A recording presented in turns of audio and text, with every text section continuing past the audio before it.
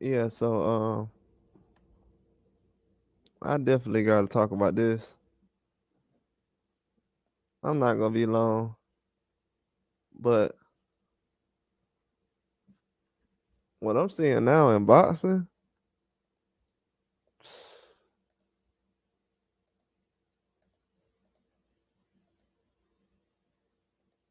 I'm gonna go on for a while about this, but I gotta start off with this before I say anything. In boxing right now, it's too much game banging in boxing right now. Like honestly, it's too much of that. Like honestly, guys ain't even talking about the fight no more.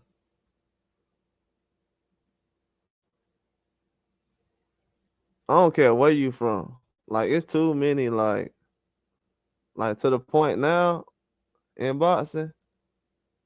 I don't even want to talk about no business with no fans or nobody. Because it's becoming to a point now where that's all dudes want to talk about. I'm for real, bro. I gotta somebody understand this. But this is a message for the kids out there. Kids, younger people, whoever you are, if you're just getting into boxing, do not talk about the business of boxing all day. The only reason I even do this is so you guys don't have to go back and forth about this all day. Because before we even got to this point, we used to just talk about actual matchups and things that go on. Try to get back to those days. But right now, it's too many dudes on YouTube talking about business of boxing. Like the business. It's too many fans talking about that. Like they talk about that more than the fight now. That's getting out of hand. I don't care what fighter it is, everybody's doing it now. It's getting out of hand, bro. It's too many people talking about the business of boxing. Every time you put something up, people like, no, he's supposed to fight this guy. Like those conversations is getting way too much now. It's like it's oversaturated. Everybody doing it now. Like way too much. The business of boxing, like, can we get back to talking about the fights? Dudes can't even congratulate somebody who just won. They want to throw another opponent in front of somebody. Like, so it's so obvious now. Like y'all don't see me out here trying to throw somebody in front of another fighter because my fighter lost. Like some of that stuff is just dudes don't even care about boxing no more. I see already. They'll they'll have their eye on the fighter who they obviously probably lost a bet on, and they want to see him lose. They'll be like, I just want to see that guy lose. What about the fights that's coming up? Well, I need to find somebody else that I want to see this guy lose to. That's what's really going on in boxing right now. I'm gonna be real with you. Ain't nobody else gonna tell you. What's going on right now is dudes talking about the business of boxing because they want to see a certain fighter lose. Whether it's Canelo, Terrence Crawford, Benavidez, Tank, Haney, whoever it is. It can be Bivol. Everybody talking about the business of boxing right now because they want to see somebody lose. That's all it is. They're not trying to set up the best fight available. They're not saying that. They're not saying, well, this is the best fight I want to see that's on the table right now. It doesn't have nothing to do with that right now. And a lot of fights that's coming up is going to expose that. Whether the fighter makes the fight or he doesn't. If he don't make the fight, that's why a lot of odds is on everybody right now. That's why everybody trying to say the business, and that's why you got all this news coming out about Canelo every day. I promise you, I'm not gonna report about Canelo every day because I come on, man. I I know what's up. He can try to walk that news out every day. What same way with Tank. They can walk that news out Fans can try to jump on it every day, but I know what's going on. But the fans is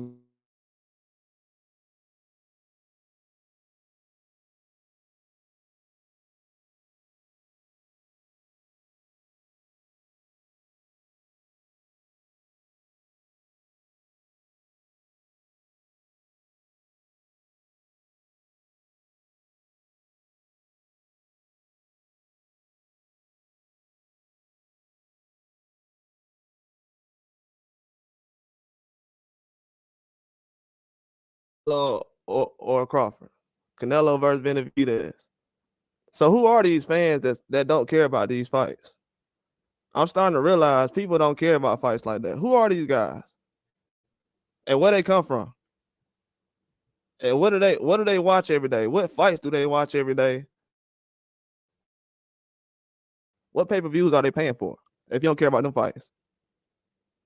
Too many dudes talking about the business of boxing every day, man. It's getting too out of hand now. If you sit up here and if you can have Boots Innocent right next to you, and you can tell a guy, hey, Boots Innocent, he gonna do this and this. No, man, Terrence Crawford and Boots, they were supposed to do this, this, and this. Man, come on, man. And you're gonna look at a Boots Innocent interview from 2 years ago. It'll have 100 views on it. Some of these dudes weren't even checking on him until Terrence Crawford won something. A year ago, a dude like Crawford, he couldn't make a fight. Now all of a sudden he can make a fight with everybody. You see how these dudes be changing their narratives? Like, oh yeah, but I know the business of boxing. It's gonna go like this. And how many dudes been wrong? Telling you, ain't nobody putting no pressure on Spence right now, saying, hey, we need a rematch. Most other fighters, they put the pressure on them for a rematch. You know why? Because guys know at the end of the day, man, we don't need no rematch. But they're not gonna go out there and tell the fans, hey, we don't need no rematch. They're just gonna say, oh man, I don't know what's going on right now. But I heard Canelo and so-and-so trying to fight. Okay. So now you guessing. You leave me on. I'm supposed to follow these crumbs, and we all over the place. Now I'm hearing dudes yesterday talking about Al Heyman running the show. I'm not even gonna comment on it. I'm just gonna let that ride. I've heard everybody say for the past 3 years, Al Heyman don't know nothing. For some reason now his name coming up. I'm like, what? He picking fights now? I don't care about the news that came out. I just want to know he picking fights now. That's what I just want to know. Because I already know what's going on. But man, too many people in the business of boxing right now. It's ruining everything. That's why fights like Ngannou versus Fury, it'll show you what things go wrong at. And where it's too much playing and guessing. Then you gotta make it better by making a Joshua versus Ngannou. Then you gotta make fans forget about it by putting together a Fury versus Usyk. That's the business of boxing. Made y'all forget about Fury versus Ngannou that fast. Yeah, let's hurry up and put this Ngannou versus Joshua fight together, and let's hurry up and do this Fury versus Usyk. Now they moving. Dudes ain't talking about that though. That's the business of boxing. Dudes sitting around here talking about some, yeah, man, this fight right here, we don't need to do this one, we need to do that one. Just last year, look at the fights they was asking for last year. Nobody's asking for the same fights they was asking for last year. See how fast boxing fans change? I'm asking for the same fights that was asking for last year, the year before that, the year before that, the year before that. I remember when I used to ask for Canelo versus Crawford, people said, Crawford haven't even did nothing at 47. I'm like, well, when he get a chance, he can prove himself. This man almost 100 years old, even though I'm exaggerating, but like, let's be real. Still got to prove himself. Like, with who? Like, let me know who so we can get up in there. Now people saying, "Oh, Boots." I'm like, man, we could have seen him fight Boots 2 years ago. Really? That's what we've been waiting on?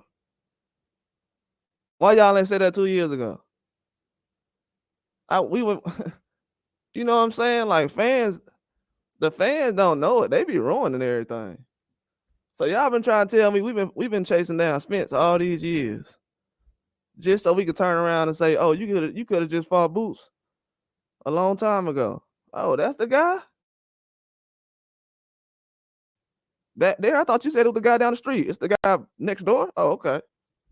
Come on, like, tell me who so I can find out now. I'm going from house to house. Y'all got me all over the place. Who's the guy? That's what boxing coming down to. Oh, I thought it was Spence. It ain't him. It's the other guy. If it ain't Boots, then who is gonna be then? Like, come on, man. All these sacrificial lambs we throwing out. They don't gotta do that in UFC. You know why? Everybody fight each other. We ain't gotta guess. That's what happens. They put the pressure on guys like that. People say, "Oh yeah, but UFC they put the fights together." Nah, they don't put all the fights together. It's just that when you ain't fighting, ain't nobody finna look at you. You ain't finna get no eyes on you. When them pay-per-view numbers come through, they ain't gonna never put you on pay-per-view again.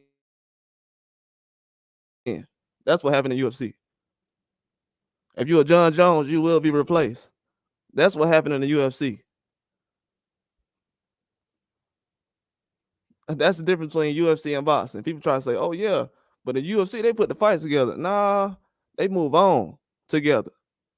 That's what they do in UFC. With this stuff, what they doing Canelo, they would have told Canelo a long time ago, "Hey, figure it out, and we'll get back to you then." We on the UFC 500. Boxing business way different now. Fans out here calling the shots wrong every year. Like, how many times we gotta line up guys to find out who the best? Then half of the fans don't even want to find out who the best. Now they worried about pay-per-view numbers. There's 5 guys that got pay-per-views, but we looking at the pay-per-view numbers. There's 5 guys doing pay-per-views now, but we looking at only them. When did the boxing business become that? Really? How many fighters do y'all remember that actually did pay-per-views? That's some of y'all favorites. Some of y'all best fights was on pay-per-views. Some of y'all favorite fights was on pay-per-view. But somehow pay-per-view matter now, right? People say, "Oh no, I love boxing. I've been watching boxing for years." Sound like the only fights you like is on pay-per-view. It don't sound like you like boxing for years. Nah, that sound like you like boxing for a couple of years, couple of months. Nah, there ain't no love. You just watch it. Nah, you like something about it. Like something about it. You don't love boxing. It's a difference. These dudes don't know the business of boxing, man. It's starting to catch up to a lot of people. Really is. It's starting to catch up to a lot of people. It's starting to catch up to a lot of people. I see a lot of narratives being spent behind Canelo and stuff like that. Dudes know what's going on. It's a lot of dudes that actually know what's going on. It's a lot of reporters that actually know what's going on. A lot of them. Y'all think all that news that came out yesterday just spread like that on accident? And I'm giving real game on this right now. Y'all think all that news spread yesterday on accident?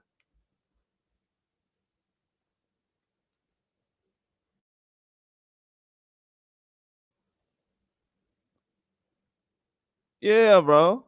Yeah, bro. It's becoming bad right now. Not even because we ain't seeing the fights we don't want to see, nothing like that. It's just becoming bad because now the fighters is going off the fans' narratives. If they hear like, "Oh, the fans say something," they'll be like, "Yeah, that guy's he's terrible. I don't gotta fight him," and the fight never happens. Then it come to find out the guy's not that good at the end of the day. Look how many fights, bro, we haven't seen yet. If you look at any fight in the game right now, just name one of them. Just name one. Any of them. Your favorites. My favorite, your favorite. They haven't fought enough guys not to be saying, "Oh yeah, I'm getting this much money." And like, okay, we're supporting the pay-per-views, but what are we really getting bragging rights about? That he won? Okay. We might not watch that fight again. It's a lot of pay-per-view fights that's not watchable. Some of these, and then I'm gonna be honest with you. Y'all see these undercards the last couple of weeks? These undercards been way better than these main events. What are these guys getting a big paycheck for?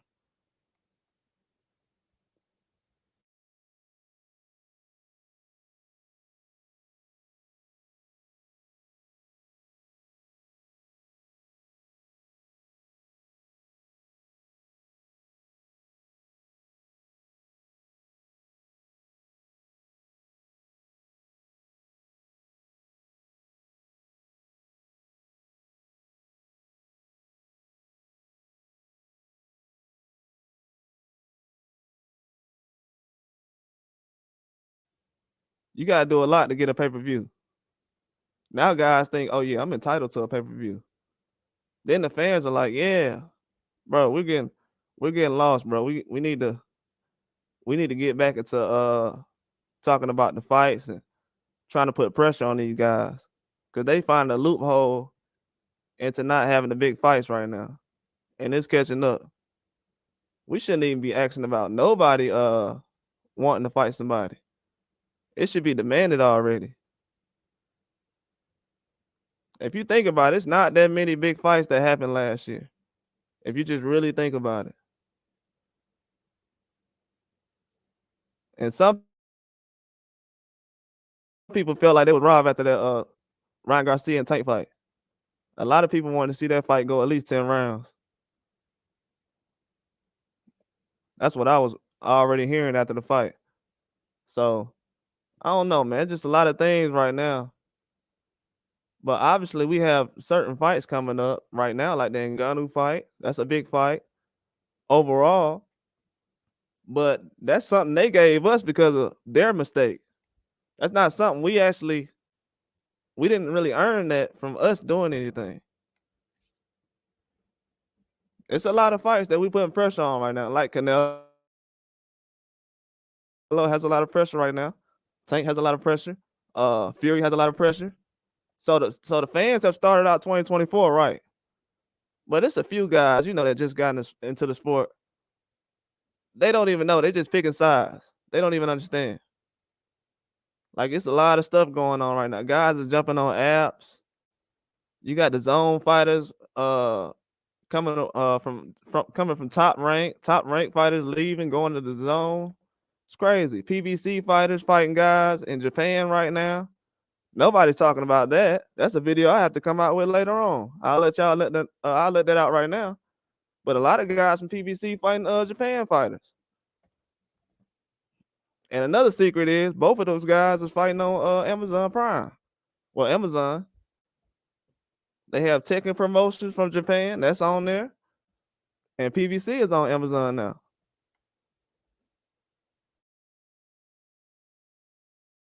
So people don't even know what's going on right now.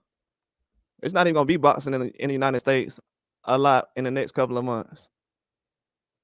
Who's going to be fighting? We haven't had a lot of fights lately. If you haven't noticed. Small time fights, but it hasn't been any big ones. We had the Haney fight, but what else? Canelo. But he fought Ryder in what? Mexico before that. Then you had the Day of Reckoning in Saudi Arabia. Then most of Joshua's fights have been in Saudi Arabia since the Ruiz fight. I'm telling you, people don't realize it. I've been trying to drop crumbs, but it's not really boxing is finna be. It's gonna be on the it's gonna go on the world tour in a minute. It's definitely gonna go on the world tour. This Saudi Arabia thing, people saying, "Oh yeah, this fighter's finna go on Saudi Arabia." I heard someone tell me today, "Oh, anyway, he's gonna fight for $69 million in Saudi Arabia." And I would say he's a Japanese fan. Which, I I know they're excited about their boxing. Yeah, you know what I'm saying? I'm excited too. But if he goes to Saudi Arabia and fights for $69 million, he'll never come back to Japan to fight again. I don't know what that guy was excited about. He'll never see Inoue fight again if he goes and get that $69 million. That's when being a fan goes wrong. Why are you don't even know that you count this man's money, and that's gonna make your fan experience even less. It's gonna make it worse. You'll never see him again. You better off playing a video game. I don't know. These people don't understand what they're walking into. People worried about AI. That should be your last concern if you're a boxing fan right now.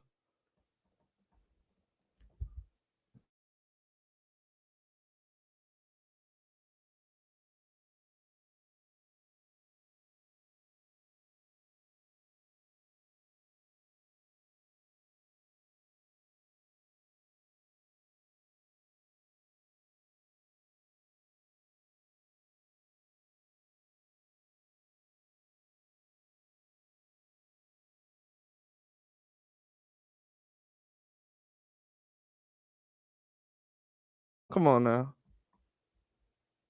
That's why I said, like, it's only so much I can say. I don't want to sit up here and give anybody's playbook out, but I'm just letting it be known that uh a lot of these fans, they caught up in the wrong thing. That's why they don't even know why certain matchups are going on, and they're sitting around and trying to dictate what another promoter does and what platform is better. They're all fighting on each other's platforms. Been going on. I don't I don't know where these narratives is coming from. That's why I say, like, the boxing media does a terrible job. If I say the things I will say, I'm most likely gonna look wrong to the average person. Average person probably listen to what I say and probably says he doesn't know what he's talking about. And I used to think so myself, but guess what? Lately, it's not looking that way because the way the business is going right now, and then the media, they act like they don't know what's going on. They don't know about anything Tyson Fury has going on when he has an injury, postponing the fight for the second time. One of the biggest fights in history postponed for the second time. Nobody says anything. Canelo's supposed to fight Benavidez mandatory. Nobody says anything. We have Earl Spence right now. He hasn't been heard of from anybody. Lost to Crawford last summer. Nobody says anything. Supposed to have a rematch. All of this is holding up fights. You understand what I'm saying? People saying, "Oh yeah, well, Bivol and Benavidez, we could have been had that fight if Canelo would have got the rematch out of the way. Those guys probably would have already had the fight out of the way. But we're waiting on that, and we have all these other things going on. But people like, well, my favorite fighter won, and this happened, and is he gonna fight everybody though? We understand that, like, guys are gonna win. Is he gonna fight everybody, or is he gonna hold on to the belts? Because from what I seen back in the day, guys used to actually create stars. They would fight a guy, even if he would lose, he would fight so good, fans would say, "Oh, I want to see him fight again." Just like when Floyd fought Canelo. But now we're not doing that anymore. In the business of boxing, you destroy all the young guys now. Just like in Star Wars, when Anakin went in there and seen all the young guys, destroy all of them. Now you got nobody left. Eliminate the competition.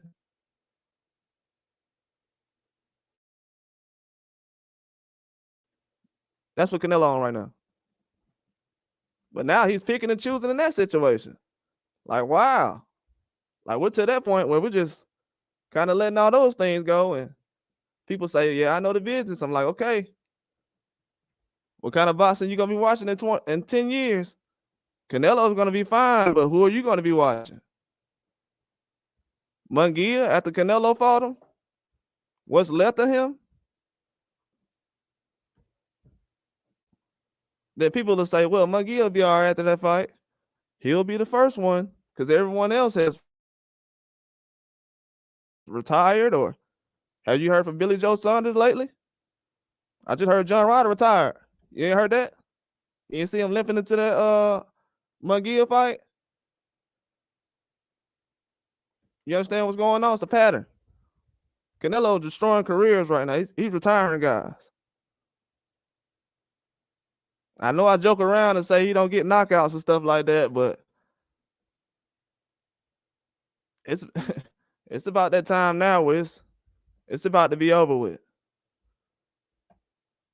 You understand what I'm saying? People say Benavidez. Yeah, I understand Benavidez, but we don't have that many people left for Canelo. He fought Crawford, Benavidez, Munguia, Charlo. Then what? So he's kind of. I've been telling people about this already. The business is gonna catch up. It's gonna catch up. If he would have fought Benavidez, he probably won't be the same person he is right now, or in the same. The fight would have been probably so tough that he probably wouldn't be in the same form that he is right now. But the business is catching up, man. It has to change. It really does. The way these fans are doing right now, I'm seeing guys now they're changing narratives on Tyson Fury losing to Ngannou. Now everybody's running around saying he lost.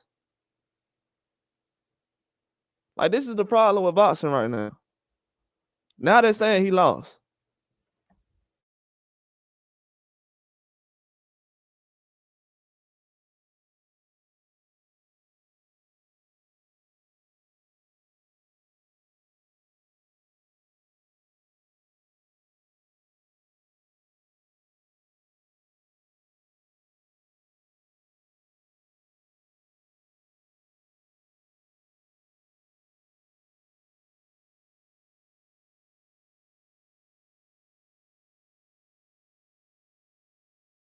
Was a legend over there. He said something about, hey, if Joshua lose to Ngannou, it's gonna be bad. No, that doesn't change anything for Joshua.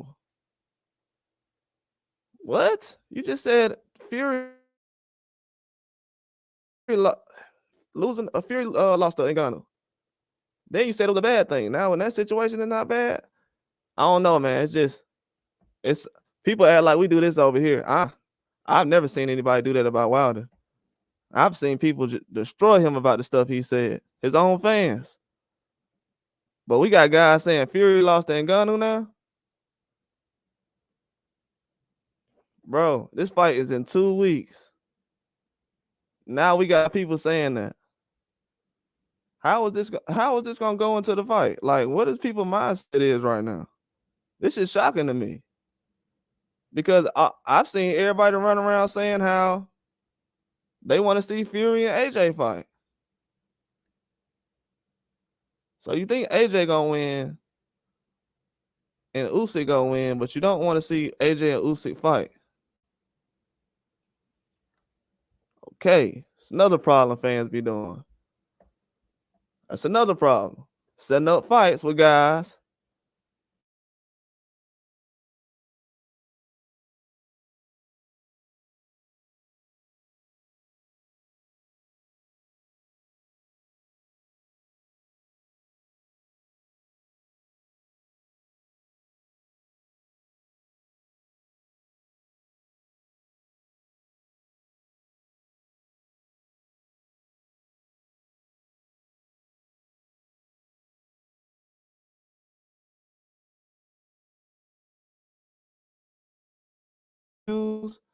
But every time a fan gets into a conversation, he's acting like 100 boxers actually have pay-per-views. Most of these guys they bringing up, they're on the undercard. I mean, it's just disgusting some of the stuff I'm hearing. Like, what is going on around? It's just insane. Boxing's getting exposed right now. And it's nothing even going on. It's just people talking about business. I want to talk about what's going on inside the ring. And we're talking about the next fight. Or if my guy lose, well, I want him to fight this person. Well, he just gonna lose and just jump in front of the next person. And we just heard Floyd say this the other day. Back in the day, guys used to lose and go all the way to the bottom and have to start over again. It's not even realistic now. Now we got guys losing, then they fighting the guy who just lost for a belt.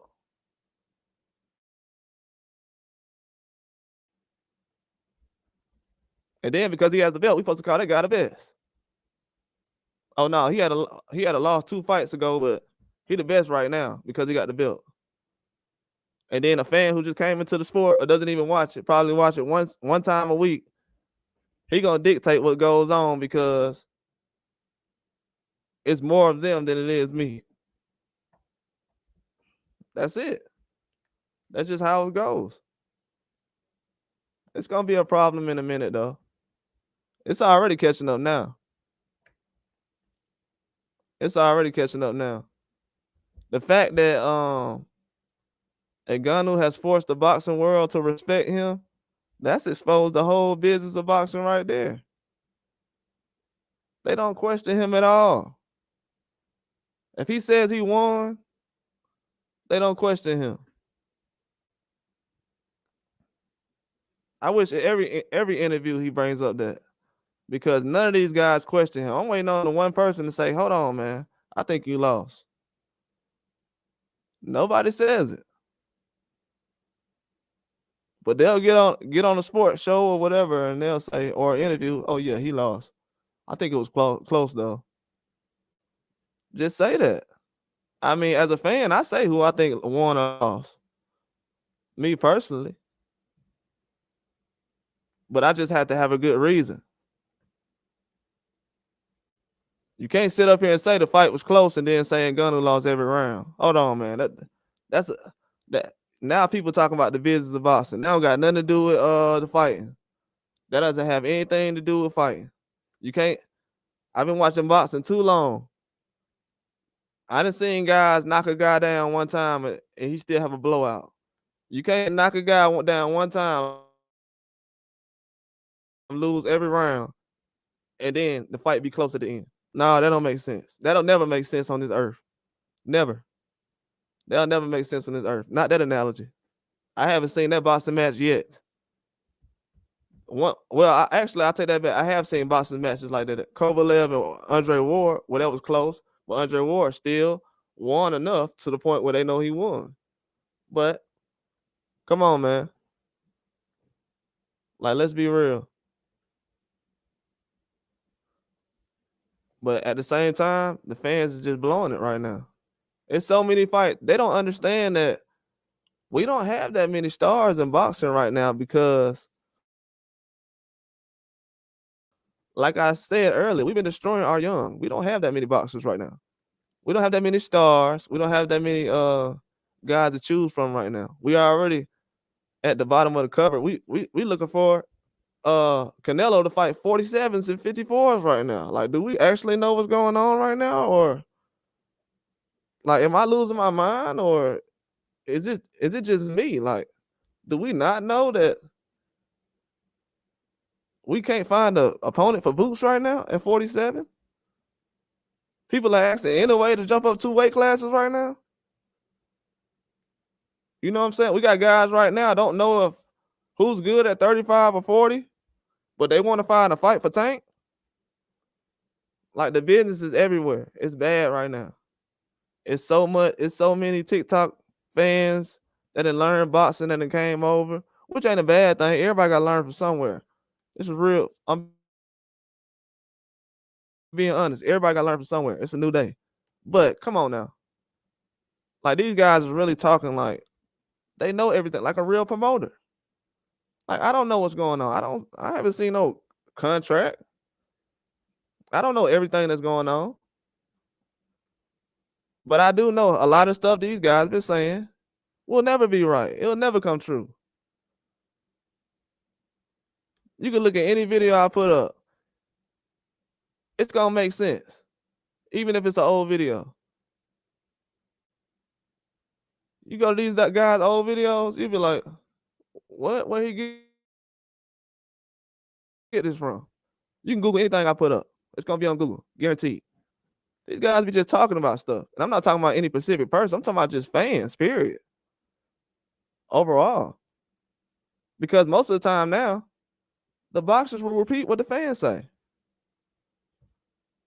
That's what they do. They'll sit up here and say, well, this guy said this guy's a bum, so I don't gotta fight him. Canelo said that guy's a horrible fighter. He's a horrible fighter. I ain't gotta fight him. That's how the business is now. Fans dictate the business. We didn't have no major fights in the last couple of years. I'm telling you, people was disappointed after that Tank Davis and Ryan Garcia fight. And I said, no, I don't want that fight. I said, I don't want that fight right now. People like, we gotta have that fight. I said, bro, y'all give Tank that fight, you'll never see him fight nobody in the next couple of years. He gonna milk that fight. If y'all let him get this fight, he gonna milk it. I'm a Tank fan. I know. Been watching him from day one. I knew he was gonna milk that fight. I knew he was gonna milk that fight. As soon as he got it, what happened? We ain't seen him since. Everybody a Tank fan, but they can't answer for why we ain't seen him since the Ryan Garcia fight. Man, they ruining the business of boxing, man. I'm telling you. Everybody is. It's not just one fighter. It's everybody. Everybody in the game. We're not seeing the best guys fight each other right now. We got to jump from weight class to weight class to find a decent fight. Like, when we gonna start building some talent in boxing? We ain't building nothing. Like, it ain't nothing being built. Like, if Canelo retired today, who y'all gonna start watching? Benavidez, right? Okay, and him and Munguia, right? Or they fighting who else?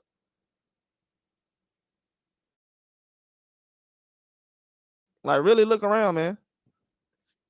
All the young stars, they getting destroyed by certain guys. We're not getting a chance for guys to build themselves up now. Before a guy can get 30 fights in, he done already. He a journeyman. He destroyed. He limping from fight to fight. And fans like, yeah, but that one guy, he good, ain't he? That one guy. Do you know what boxing is? Like, when we was growing up on boxing, bro, we have 15 guys who were stars. Not one star. And everybody else is okay. That ain't how it goes. In no sport, UFC or nothing. And people like to compare those two. They like to compare those two, but UFC got stars. Not just one star that they cater to. Anything goes around. No, it ain't like that. It doesn't go like that. We cater to stars in boxing. And people try to say, no, it's the fans and it's the promoter. Yeah, it's the promoter. If he know he can get free money, why not? Because he know a fan gonna pay for it. They're not gonna put a fight together. They know they can't make money. But if they know fans want to push some kind of narrative, they gonna be like, oh yeah, we'll put that together. We'll put that fight together. Instead of fans saying right now, hey, I'd rather see Lomachenko fight Tank or Shakir for that belt. They like, oh, I want to see Lomachenko with a belt. I'm okay with that Kambosos versus Lomachenko. Just an example. Just an example. I'm a Tank fan. I'll sit here and say right now, hey, Tank, you need to get that Lomachenko fight right now. But you ain't no fan if you ain't talking like that, though. You ain't no fan if you ain't talking like that. They got people in their family asking for fights more than these fans is. They got cousins and brothers and sisters asking, hey, you need to fight that guy. You got fans like, nah, we don't want to see you fight Benavidez.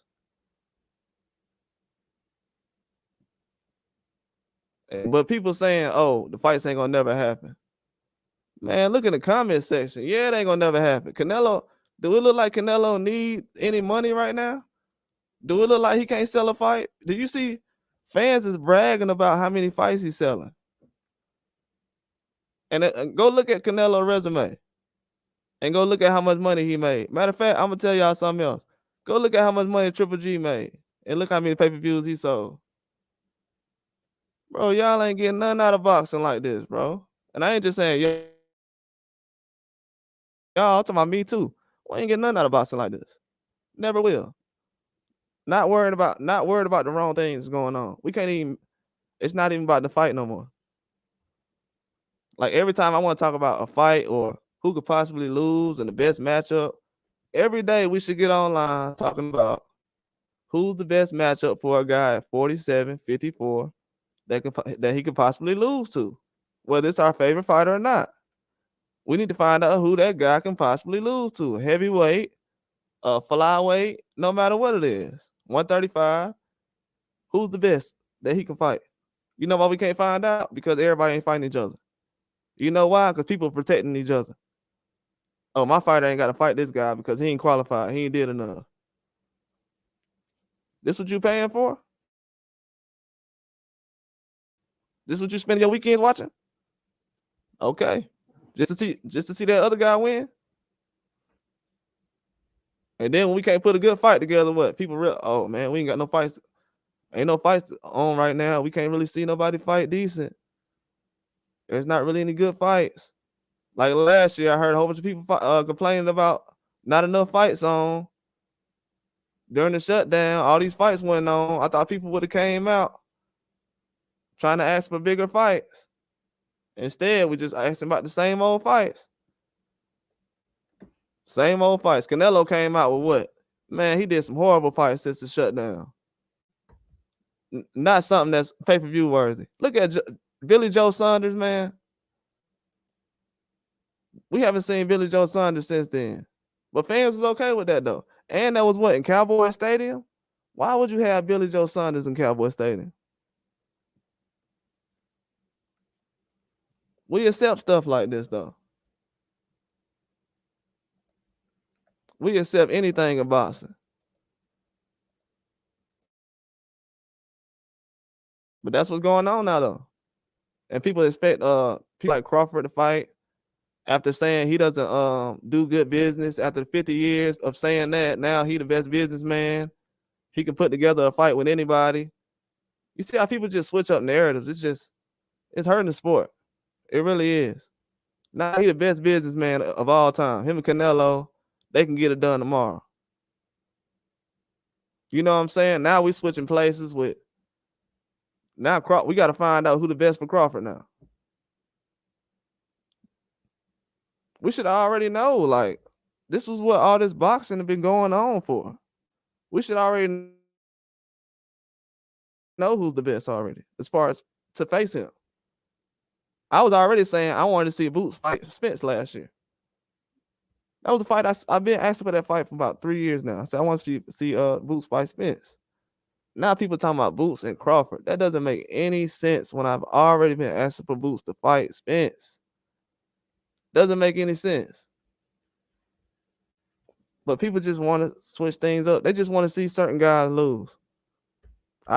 It's not to a point where I just want to see Canelo lose. He's already lost. It's not twice. It's not like that's what fans got to realize. They be like, y'all just want to see Canelo lose. Like, bro, people wasn't super excited about when Canelo lost to Bilbo. That's what people got to understand. It's a boxing match, man. People gonna lose. We seen Mike Tyson lose before. Nobody went jumping up and down. Like, certain people was, but I don't know. I don't know who to tell who you have to not go for Mike Tyson. Those certain fans that used to do that. It is fans out here that's still walking around. They used to root against Mike Tyson for no reason. So I just want y'all to know that. Those guys are still walking around in comment sections every day.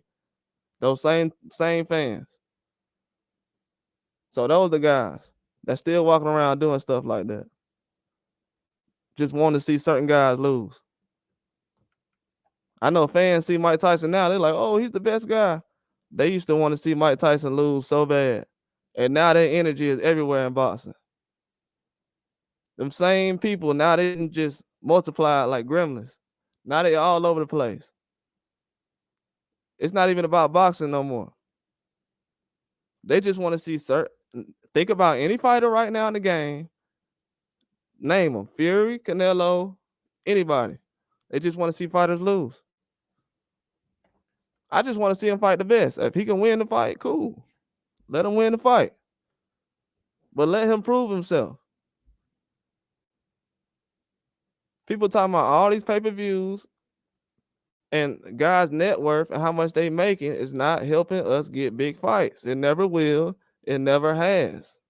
When people say that, most likely they don't know what else to say about boxing. So you just have to give them a pass and ignore them.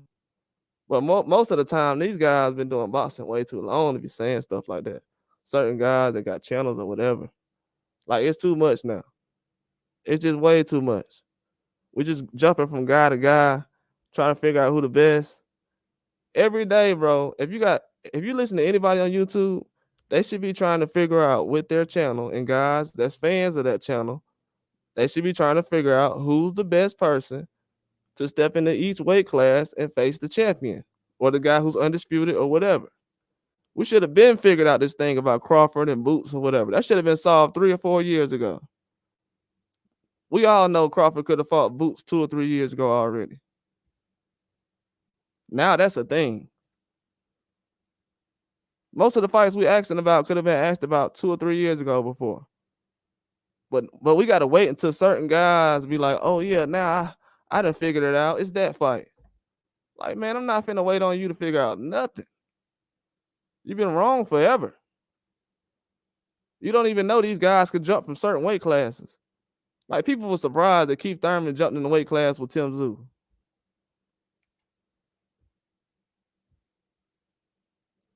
But arguing about boxing though.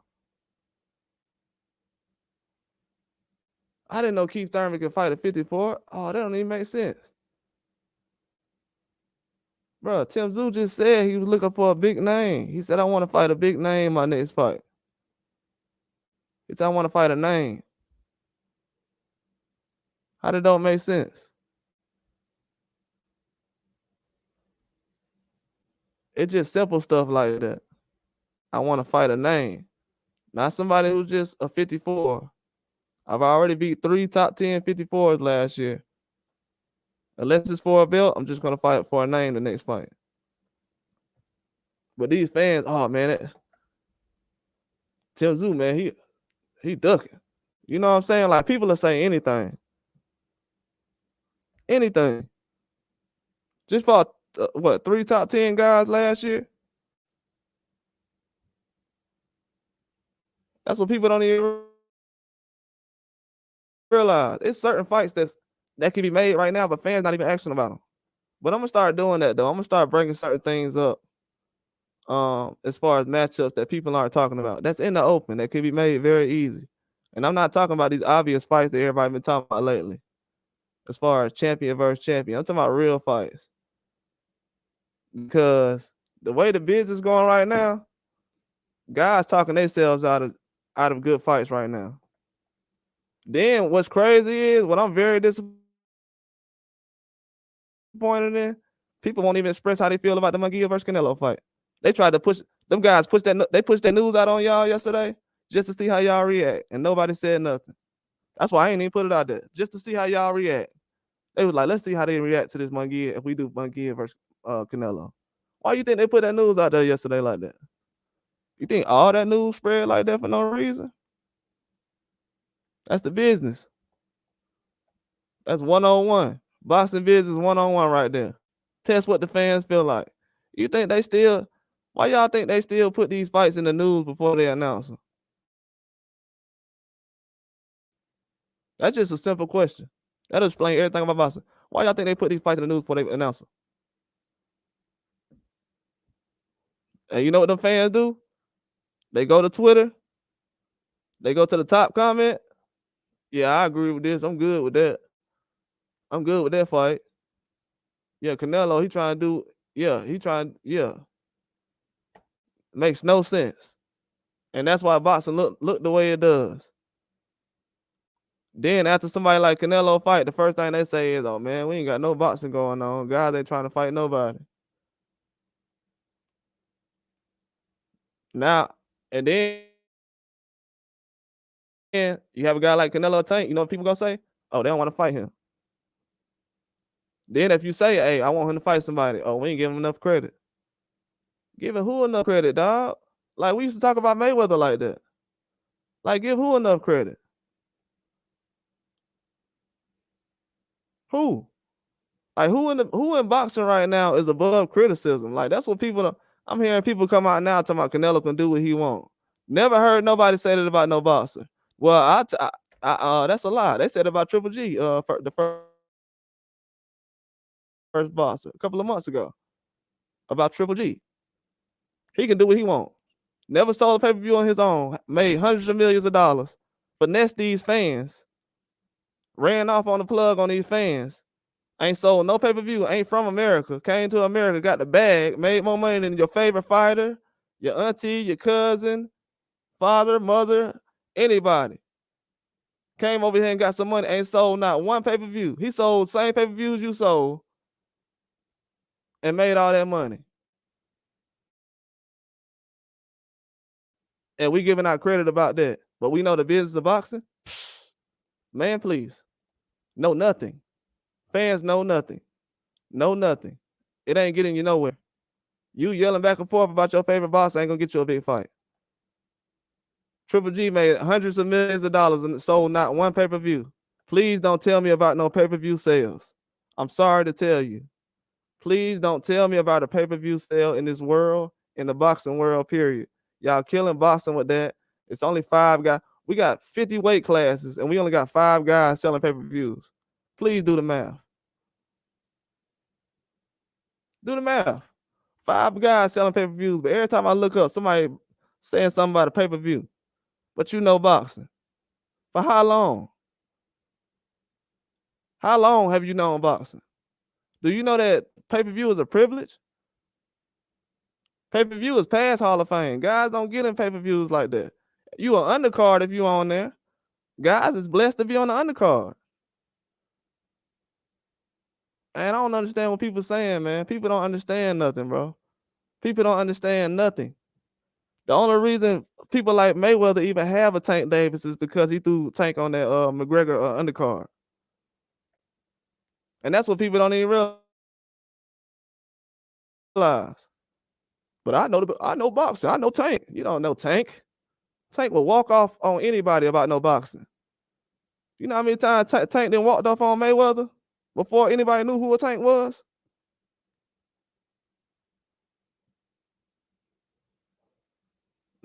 Come on, man. But we know boxing though. Tank love boxing, but he don't love boxing business. He will leave. These people don't know nothing, man. These guys is investments. When Tank fights somebody, everybody make money. It's somebody that's making more money than Tank is. So if they making more money than Tank is, what you think gonna happen? You think they gonna let Tank go out there and fight anybody? Let me ask y'all a question. If y'all make $50 million every time Tank fight, would you go out there and let Tank fight anybody? I'm asking you. I'm asking you. Because that's what's going on. And people sitting up here talking about, oh, yeah, I don't know. I know the business. Nah, you ain't putting no pressure on the business. You ain't putting no pressure on the business. Y'all don't, man, these people don't know, man. They holding everybody back in the sport. It's really becoming bad right now. And then the thing I'm seeing right now is American fans, before you can even build up a fighter, as soon as they got lose, a young prospect or somebody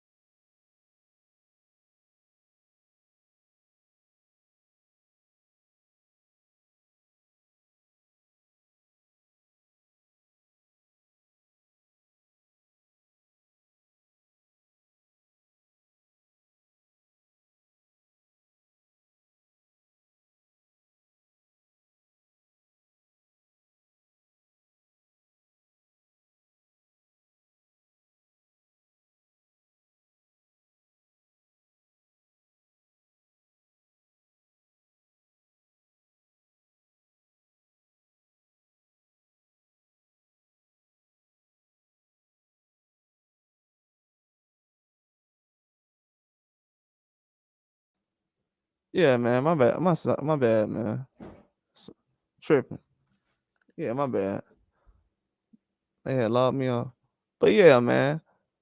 All I'm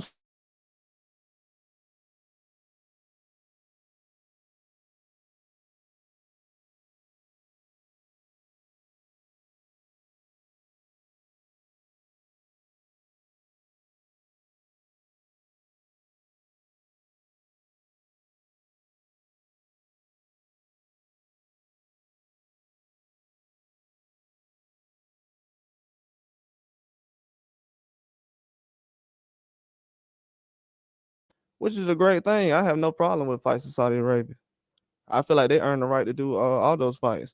But at the same time, that's not finna benefit people arguing about some of the last couple of fights in Canelo's prime. We're trying to argue about who he should fight, and some guys are protecting that.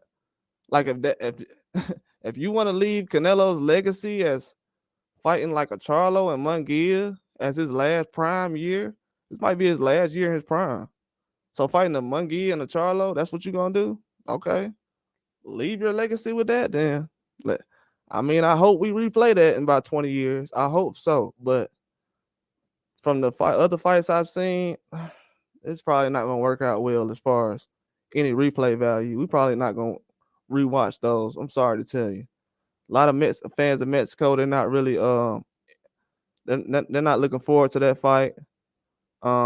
You got fans over there in UK right now. I thought they was excited about the Fury fight, but when it got canceled, people hardly made a fuss. So he's not a star. You know what I'm saying?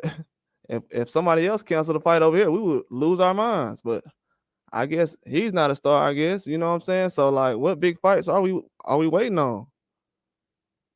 It's not really no clear cut big fight right now. Do we have any stars in boxing? Are we putting pressure on guys to have a big fight? Because I put a video out last year. I had to stick my neck out there because I'm be real with y'all. I didn't like Ryan Garcia at a certain point last year, but he said he was gonna fight everybody. He said I'm gonna fight anybody as long as I'm active. And you know he said that before in the past, but I believed him. And guess what? He got a Devin Haney fight coming up. Business of boxing is changing, man. It's not the same as it used to be. A lot of people sleeping on a lot of things right now. The way these fights coming together, okay. You got people saying that anyway will fight this person and that person. Bro, he doesn't have to fight anybody, bro. That's what people don't realize. He doesn't have to fight anybody. He can fight the same kind of names he's fighting right now, and it's not gonna be a problem. Let me tell you why. Because he's already getting number one status for the names he's fighting right now. So when people sit up here and say, "Oh no, anyway, we want you to prove yourself to fight Tank," he's gonna say, "Prove myself. I'm number one. I don't ever have to prove myself. I'm number one. I can fight in Japan, and that's it. I'm number one. He can come over here and fight, probably, but I'm not interested in that fight. I'm number one. So that's how fights don't get made. When they always trying to put somebody number one who ain't earned it. Canelo, they'll say Canelo number one after a loss. So why would Canelo prove himself? I mean, that doesn't make any sense. Canelo, we feel like you're pound for pound, even though you just took a loss.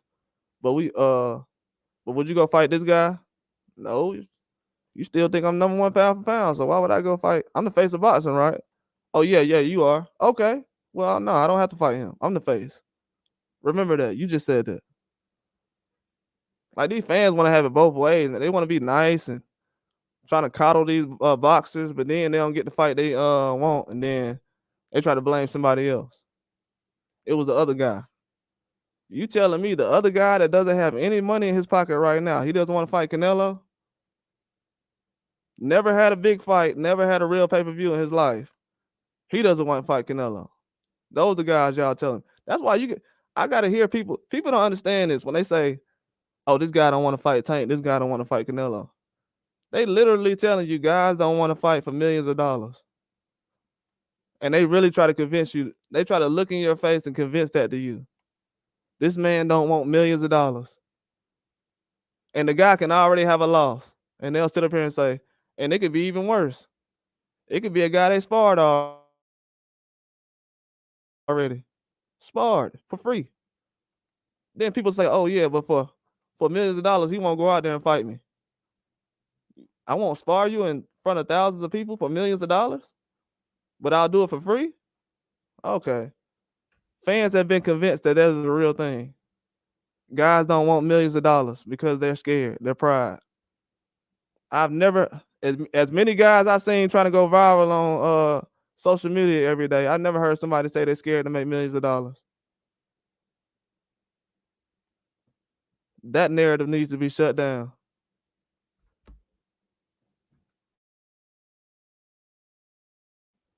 Seriously, it needs to be shut down. But what I've seen lately though, these fans they letting it be known, man.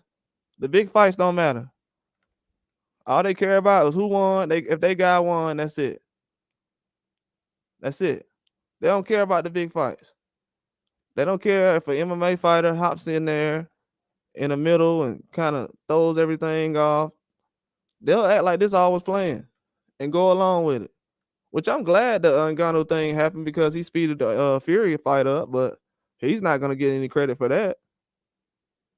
Let me ask y'all a question. Have y'all heard anybody say um thanking Ngannou for making that Fury and Usyk fight happening?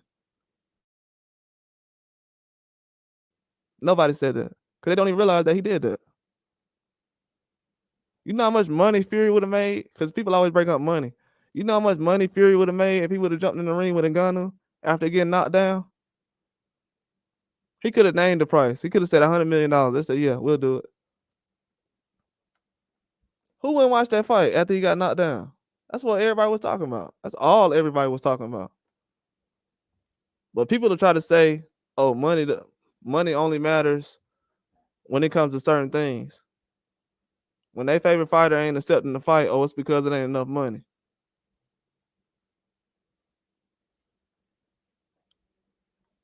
The business is taking a lot of losses, man. It's gonna be to a point, man, soon where a lot of these fighters they're gonna have to decide what promotional company I'm gonna be on, what fighters I'm gonna be fighting, if I'm gonna be stuck behind Bob Arum or this promoter or that guy, stuck between their beef or fake beef, because sometimes these guys act like they don't want to put a fight together, then you'll see them with Ryan Garcia and Tank making a fight. Then people say Oscar and Canelo don't get along. But he called him Munguia last year, this year. He called him Munguia multiple times. Because from what I heard, people say, oh, it's a list and people names on it, things like that. But Munguia say, yeah, Canelo called me. Which was last year. But for some reason, we're in February talking about this when this happened in September. That's the business of boxing that hurts everything. Talking about things 5 months late. Come on, man. Canelo already knows what's going down. He already knows. He was just making sure. Okay, Munguia got through that. He got through that John Ryder fight. Okay, boom. We can go on this plan now. Boom. Benavidez made it through his fight. All right. Munguia made it through his fight. All right. So let me see what's gonna happen next. He would have already had the fights put together, and people acting like he had the fights already rolled out. Yeah, he does, but not where everybody can sit up here and realize what's going on. We think he don't sit back and already has these fights planned out. If you're Canelo or anybody, Florida, anybody, you got a 3-fight deal. It's already rolled out. You already know. You won't sign a 3-fight deal if you don't have 3 fighters to even uh be showcased to the fans. If you don't have good enough fighters for Canelo, why would he even sign? So he's already been known about that. He knows. But what's throwing a twist in front of everything though is the Munguia thing. So I know that's gonna be a real fight that's gonna eventually happen. I know that's gonna be a real fight. But the things I'm seeing now, it's a lot of twists being thrown into this thing. Yeah, the business it's becoming bad now. I can't name one fight last year that was really a huge fight outside of what Ryan Garcia and Tank, and that was disappointing because everybody after the fight, everybody was talking about how he got knocked out too fast. I'm like, that's the fight y'all asked for, though. I mean, it's a fight.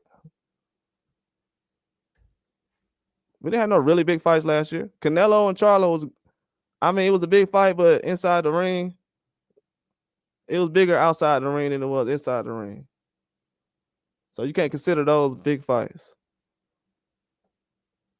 So we didn't really have anything show up last year. And for some reason, we going into this year like,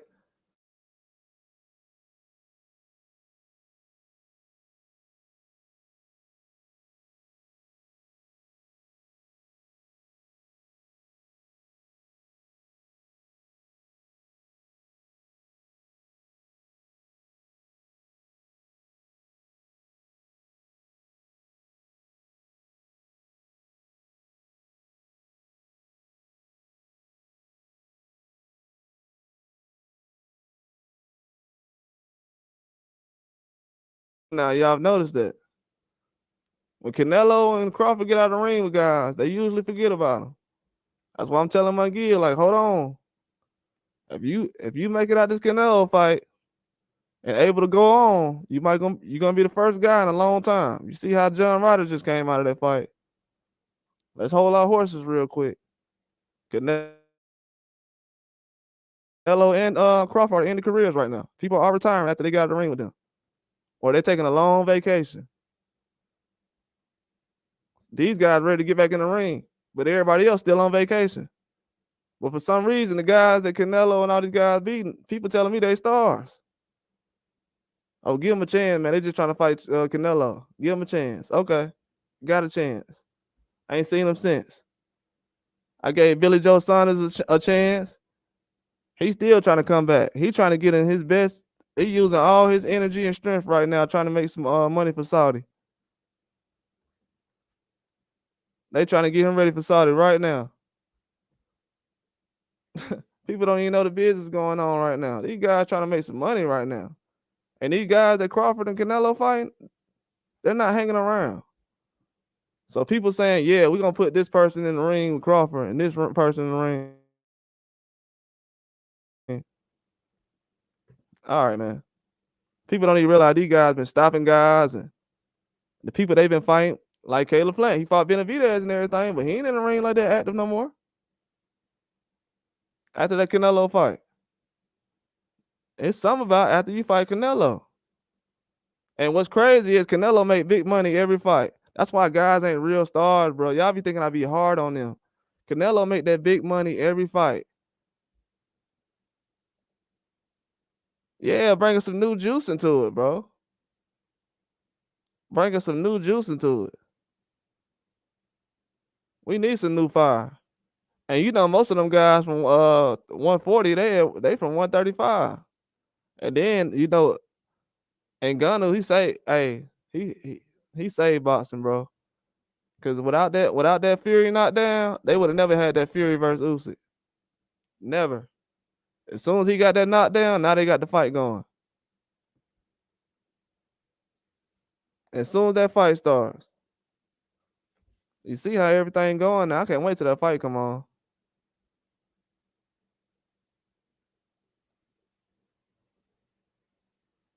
Yeah, I think he do want to fight everybody.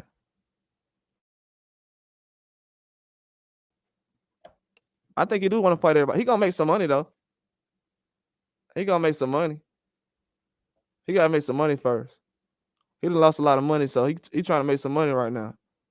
I would have liked to seen him on the over the top rank with Xander Zayas though. I ain't gonna lie. They don't got a lot of 140s over there. They got a couple, but I feel like he will take over. I don't know if that Haney fight will happen though.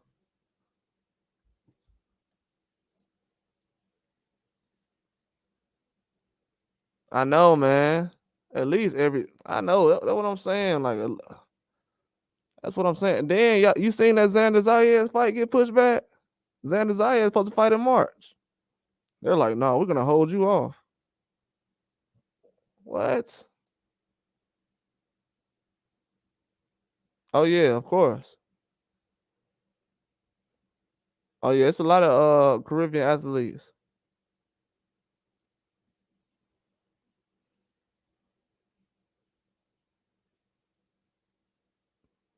Oh yeah, yeah, yeah. Just like Tim Duncan, he from the Virgin Islands.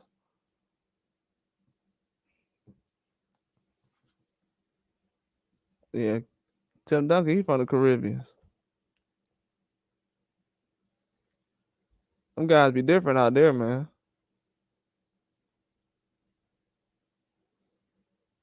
That's what I'm saying. Matias, he hungry though. He trying to get some bread, bro. That's why I'm saying this business though. It's to the point though where I know he gonna have to get some money though. Matias gonna have to try to get a decent little fight right now to try to build things up.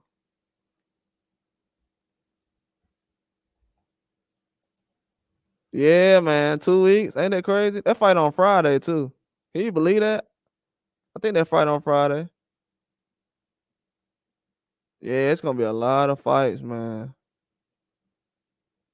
Now that Rolly and Thurman fight, that's in 4 weeks. That's gonna be on March 30th. Well, that's actually 5 weeks. That's gonna be on 5 weeks.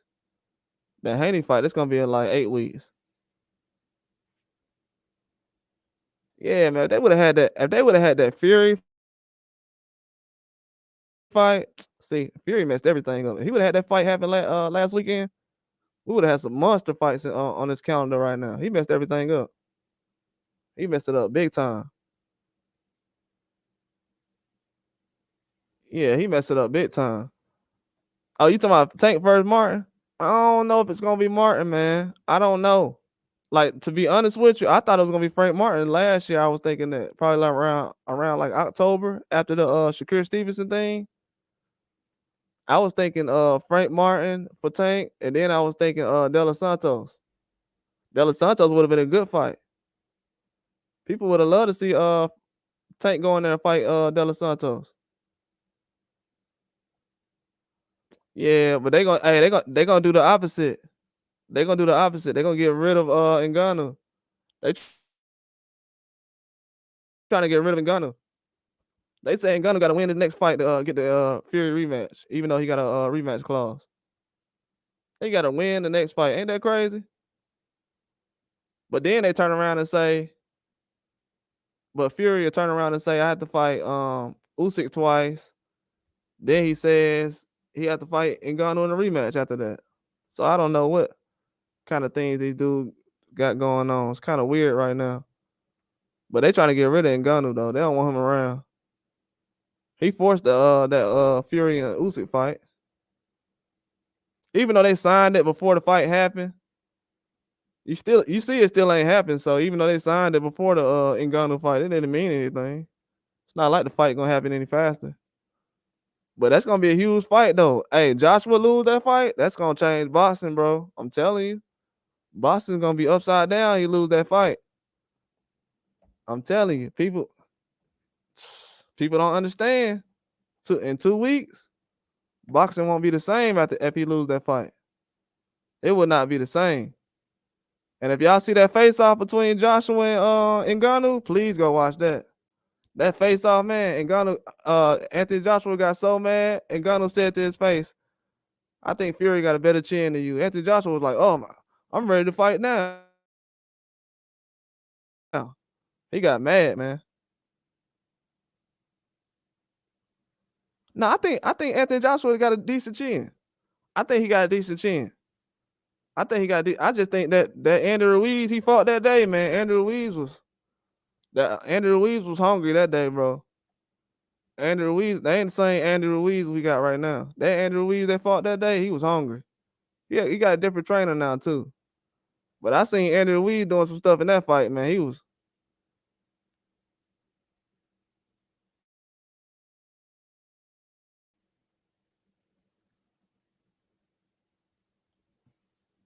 yeah, but you know what? If Anthony Joshua just step back when he throws his punches, If you seen in the middle rounds against Usyk when he was stepping back and throwing his punches, he was hurting Usyk, but he smothered his punches too much. He's in too close, and he got a nice uppercut too. Anthony Joshua don't throw his uppercut enough. He needs to throw his uppercut at least 50 times a fight. I'm serious.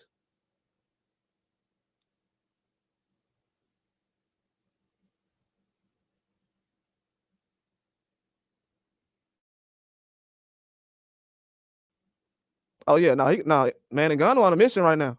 Hey, Ngannou's on a mission. Hey, Ngannou's on a mission. I feel like Ngannou right now, he's not really serious about any of the championship stuff, but he know his name on the line. And then y'all don't know this, but Ngannou, that was his first time fighting in front of his family ever. He never fought in front of his family before. They flew all his family out of there, out there to see him fight. That was the first time fighting in front of his family, and they literally they low key embarrassed him by robbing him like that. So if you're in Ghana, you're pissed off that the only fight your family ever seen you fight, you lost and you was robbed. No sir, nah, somebody gonna pay. People don't understand that though. They'll understand. They'll understand. If his family's there again, it's gonna be worse. If his family's there, I'm guaranteeing that he wins. I'm gonna say that right now.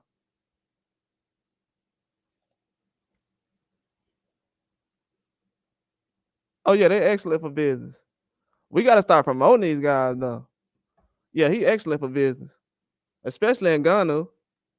But he made everything go though. If he wouldn't have got that knockdown, he wouldn't even be around no more. He wouldn't be thought of right now if he didn't get that knockdown. He's putting himself in position. And that's what happened in boxing. Just like with Jake Paul, when he was doing them little fights and he started getting knockouts, people like, oh, we gotta see if he's serious now. So just like stuff like that, boxing, anybody can make you look crazy. Matias, he gonna have a chance to redeem himself at 140 as far as showing he a top name. Cause a lot of these guys that he's talking to, a lot of these guys knew the 140. I had to realize it like, oh, these guys they talking about business, they gonna get that done eventually, but they just stepped into the division.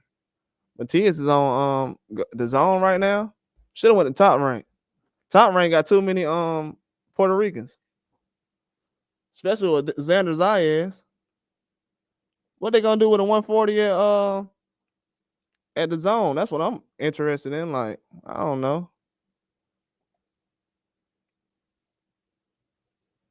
I don't even know what kind of fight they're gonna put together.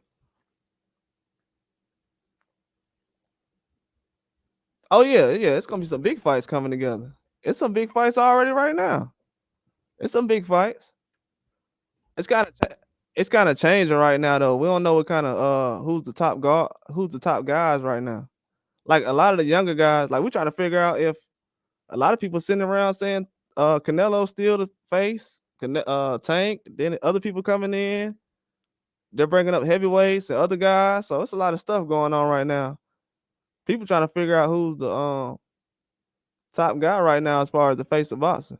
Yeah, 2025 gonna be crazy. Yeah, 2025 gonna be crazy. I think it's gonna be better than this year. I think that year will actually be better than this year because a lot of guys gonna be on the borderline as far as this cutting weight stuff. It's gonna have to start being cut back because even Canelo, he doesn't like to cut weight like that no more. So that's why you won't see him at 160. He's past all those days. I ain't gonna lie. Thurman does promote well. That press conference was okay. He promotes well. With him and Rolly on the card. Yeah, we need Spence back, man. He only got one loss. I don't want to act like he just. I don't want to act like that. We definitely need him back. We need some names. We ain't got enough names in boxing to be trying to say guys need to retire.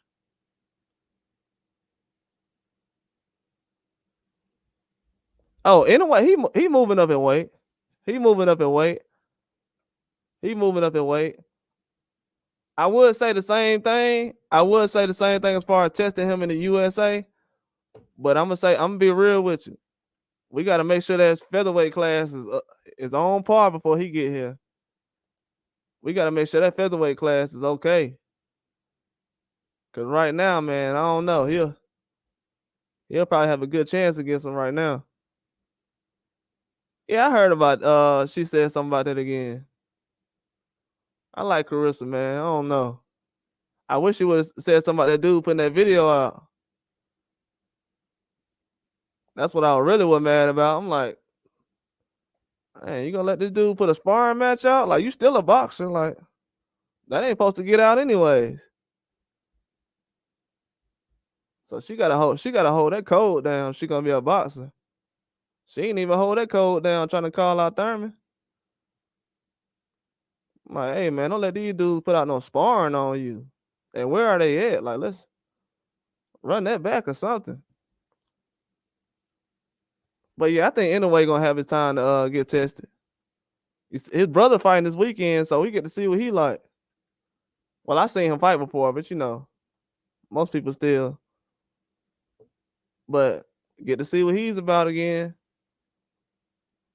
They're definitely trying to make some fights happen. I feel like him and Nakatani is good. They have some good fighters coming out of there. You remember that other Nakatani when he fought Lomachenko and Teofimo? He gave Teofimo some problems. And he wasn't running around the ring either.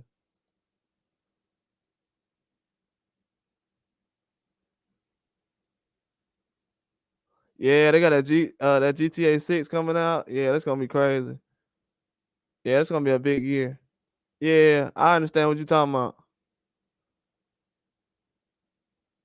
Yeah, it's been a lot of things. That's gonna be what, 5 years since the shutdown too? So yeah, everything should be back to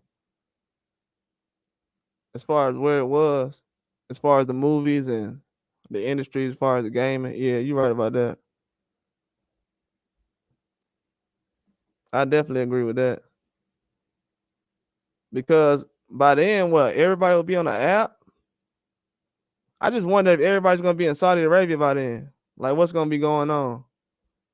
From what I've seen, and what I've heard.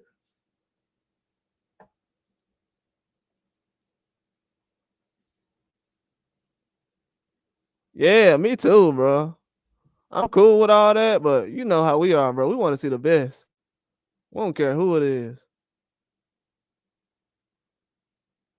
Yeah, we want to see the best, man. That's what I'm trying to be about. Sometimes people be thinking I be attacking guys. I be like, no, I like that guy. I just want to see him in a ring with somebody better. You know what I'm saying? Like, I just want to see them in a ring with somebody better. If you look back, that's why I always said, hey, I need to see. But because sometimes my favorite boxer might not look as good as I thought against somebody. So I gotta see sometimes. Am I rolling with somebody who legit or is he not? That's what a lot of people want to find out most of the time. Like, just imagine if we would have never had Floyd versus Canelo. You know what I'm saying? People would have said, well, Canelo would have beat Floyd. You know what I'm saying? So that's why a lot of times it's good for guys like Canelo and Floyd to put a fight together. So you can know, like, okay, yeah, Canelo, he didn't do as good against Floyd, but he dominated in this era. So it's a lot of things like that happen.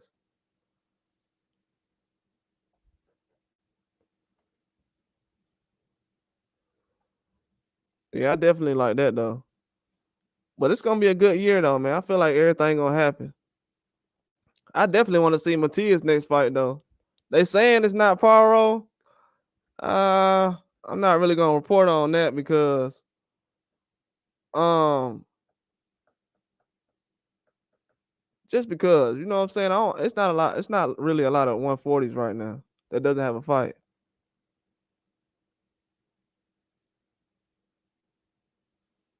Yeah, I know the money was never right. That's what messed everything up now.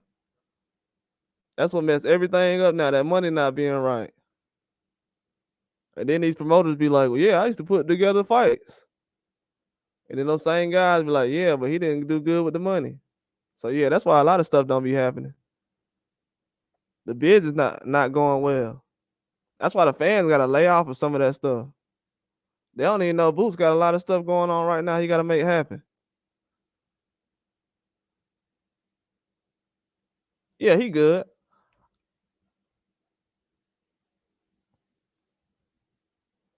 Oh yeah, them promoters ain't gonna. Hey, them promoters ain't gonna let nobody near him though. It's not gonna happen. They're not gonna let nobody fight him. The only person that can possibly fight Matias is Devin Haney. If that don't happen, we ain't gonna see nobody else getting there with him. That's why we putting pressure on these 140s. They're not trying to get in the ring with him. That's why you don't hear a lot of these guys at 140. They're trying to make fights fast. You see Ryan, he made a fight quick. He was like, yeah, I'll put a fight together with Devin Haney. Rolling, he got a fight. Then Tiafimo, he just fought at 35.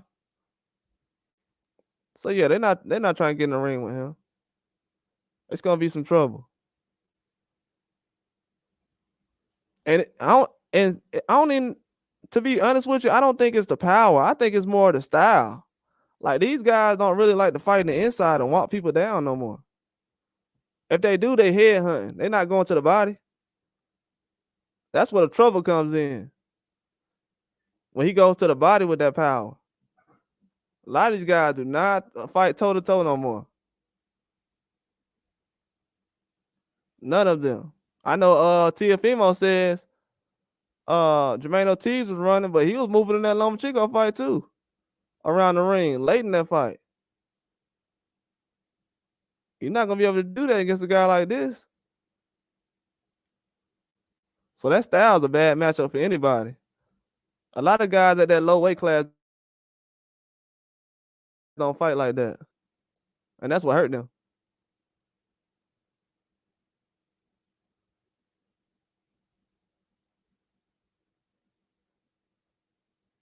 Yeah, man. Hey, that 140 division is getting full. Hey, you know it's gonna be bad too when all those guys from 135 start going to 140. Teofimo gonna have some trouble. He gonna have to get that belt up. I think they're gonna try to make a Matias mandatory soon down the road for Teofimo.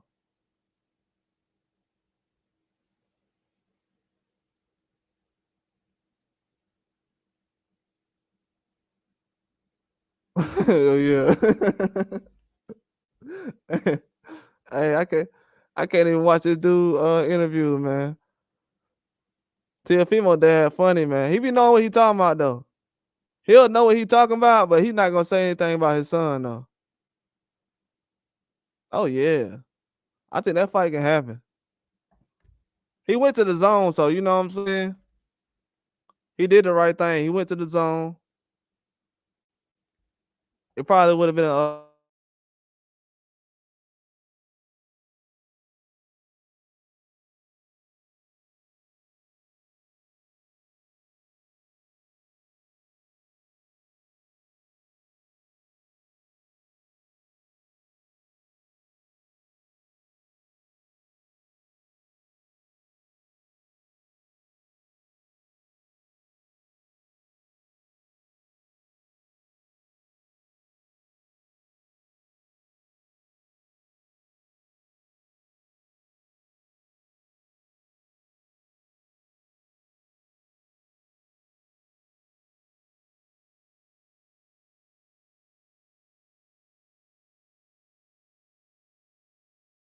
some of these fights because right now I'm hearing all kind of guys over here talking about they're scared of him and stuff. I heard Tank saying that nobody want to fight Matias. I'm like, I thought you was at 140.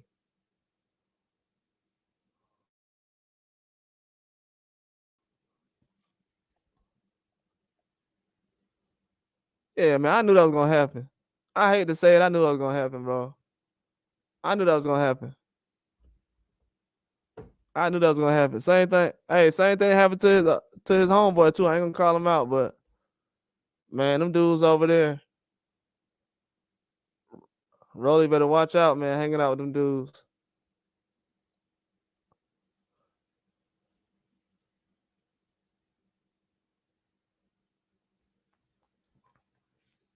I don't. I don't know if it's gonna. I don't know if. I don't know if that fight will happen though. I don't know if it will. At this point, I don't know. I don't know. Because let's just say that fight did happen, right?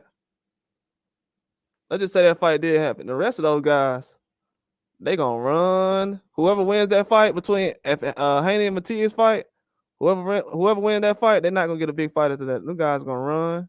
Teofimo not gonna want that fight. Ryan Garcia is not gonna want that fight. It's a lot of guys do not want that fight. Ryan Garcia especially. You see, he ran over there to Haney. He was like, "Hey, I'm not gonna do this right now." But he still take a big fight though. I can see Ryan Garcia doing something like that.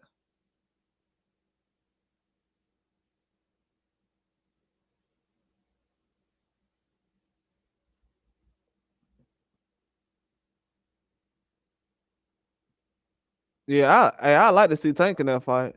I ain't gonna lie. I haven't really thought about that at all. You know, because he had 35. He ain't really talking about it.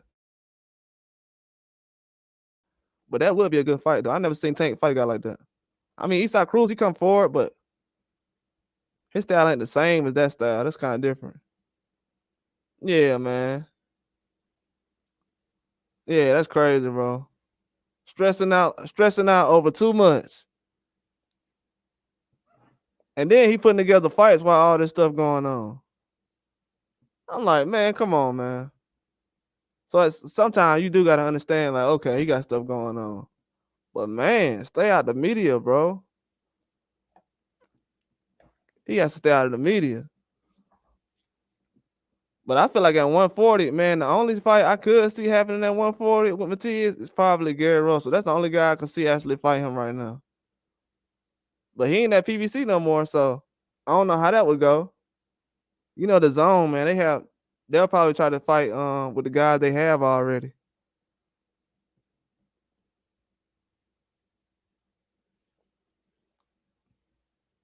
It's a lot of guys at 135 moving up to 40 though. So Matias might have some new candidates. That'd be nice if Keyshawn got a belt at 140.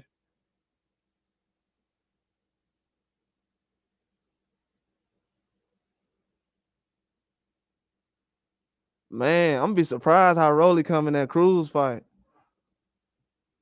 I'm gonna start talking about that soon. But I'm gonna be surprised how Rolly is in that Cruz fight. I want to see how better he got. He hasn't fought in what, a year? That Eastside Cruz fight is gonna be crazy in that fight. I can't wait to see that. I think that Thurman versus Zoo fight, that's gonna be a way better fight than what we think. Them guys punch hard. Thurman never in a boring fight. I don't know if people know it. He's never in a boring fight. Tim Zoo, he's an animal. Tim Zoo is an animal. That's gonna be a big fight. I didn't like the matchup at first, but the more I think about it and the way I looked at it, that's gonna be a huge fight.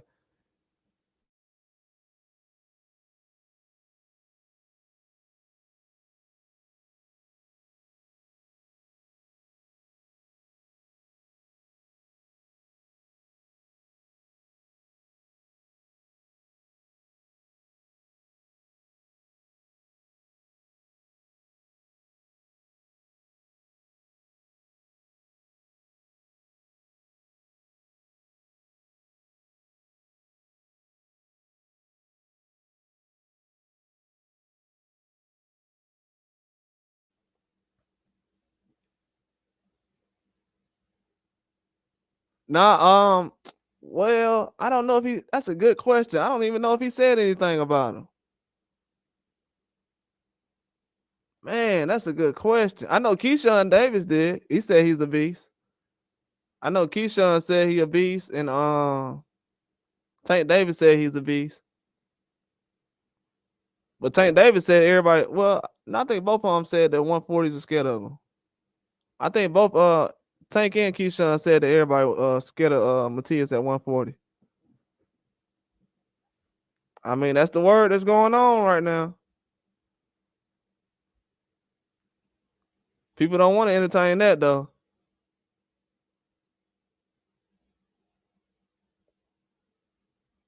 Hey, I'm not gonna lie though.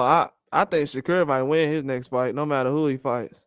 I think he got embarrassed so bad last time with that fight, the way it was. Yeah, I know.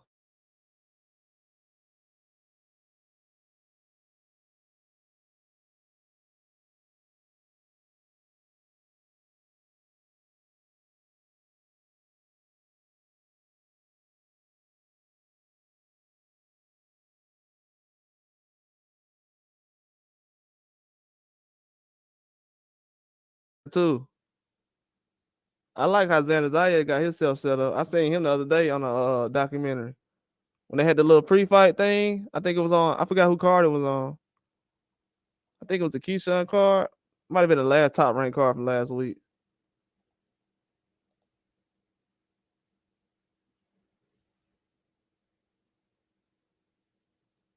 Yeah, that was crazy, man.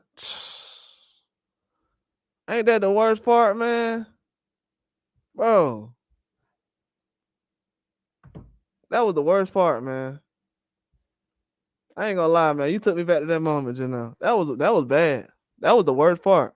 That man had Floyd Mayweather walk him out and did nothing. That's why I was saying, I was like, man, you gotta at least you gonna have to break your forearm or something tonight. You gonna have to punch through all that pain. It's too many people out here, and you're in Vegas. I I don't think he understand that, man. He was in a football stadium in Vegas, and he was like, "My hand hurt, bro. You're in Vegas in a football stadium." Like, I don't know if anybody explained to him how big that was. Like that was your chance. Everybody was watching. It was a lot of people there. There was a lot of big names there. It was a lot of big names there. He probably lost so many deals doing that, bro. There probably was so many people like, "Oh yeah, I want to invest in him. I've heard about this guy." He don't even understand. But Bob Arum gave him credit though. He said he was hurt and he could have called a fight off, but he went on with the fight. But I definitely wanted to see De Los Santos though. I thought that was a bad matchup overall though. Honestly, I thought that was a bad matchup. I feel like Shakur, he needs those guys who kind of jump on him and just fight no matter what. Like kind of how Constacia was, because he made Shakur fight. That's kind of how he did with Navarrete as well. But they got to make something happen in these divisions though. It's too much flipping and too man. It's not enough even fights going on right now. It's just not. We don't even know who an option is for any of the guys who's champions right now. That's not in a fight. And then some of the fights that's coming together. These guys moving from division to division. Rolly and Eastside Cruz, that came out of nowhere. That was a 35 and a 40. Then Tiafimo fighting the 35. So I don't know. In my eyes, I feel like that's a duck. If you fighting a 40, but at the same time, Eastside Cruz is a good fighter. And I already knew he was going to 140 and Jermaine Ortiz. So it's kind of like hypocrisy for me to say that, but fighting a 35 and you're a champion in your first defense, title defense, it's not something that's ideal. We don't see that happening a lot in boxing. That's happening more now, though. It's still good fights, but I don't know. At the end of the day, we got to see Matias fight somebody, especially at 140. All these guys going to be at 47 soon. A couple of these guys, they're going to go from 140 to 154. We see Devin Haney and Ryan Garcia just went from 135 to 140. Then Ryan Garcia had to do a catch weight, so he hasn't even fought at 140 yet, technically.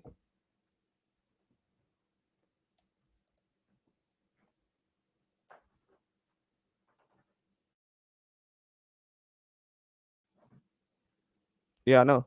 I don't know how they're gonna line it up though. We got so many guys right now. We taking from each division.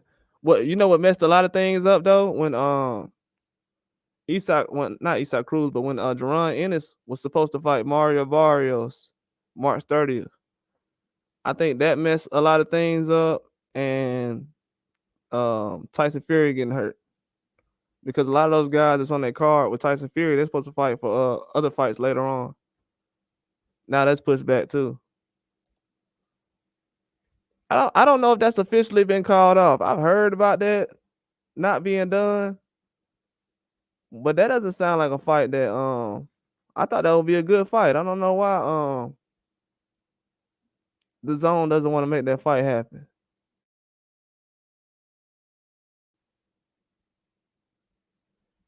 He said the money wasn't good. Oh man, please.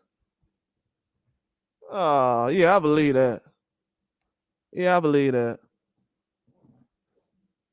Yeah, I believe it.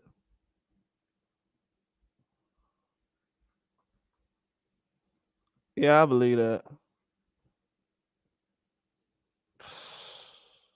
I don't know why these dudes be doing that, man. I don't know why. It don't really work out like that when it happens.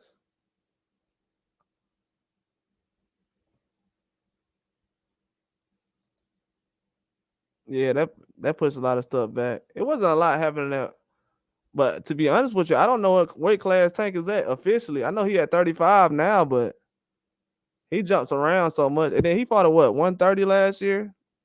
Hector Garcia was a 130, so he jumps around so much. I can't really tell what weight class he gonna fight next with the Tank situation. But the Fury being hurt, yeah, he pushed back a lot of stuff because he was supposed to fight Usyk in December, and we're in February now, and they got pushed back in December and February, and all those guys on them cards they're supposed to fight already. We could have seen Anthony Joshua fight Ngannou already, and Usyk fight Tyson Fury, but he's not ready for some reason. People don't know it. Like some of these guys' last fights. Like Tyson Fury, he wasn't even gonna fight after this Usyk fight. Now they're talking about he's gonna have a rematch clause with Usyk. So we're getting 2 Usyk fights. That's insane. Like people don't even realize that we're supposed to get 2 Usyk fights. And people say, well, what if that fight doesn't happen? Tyson Fury got to pay $10 million. $10 million, and he'll never fight in Saudi Arabia ever again. You can guarantee that. Yeah, but the Errol Spence loss, that's bad. Because the rematch, man, they supposed to do something better about that situation. We waiting too long. It's almost a full year around since that fight.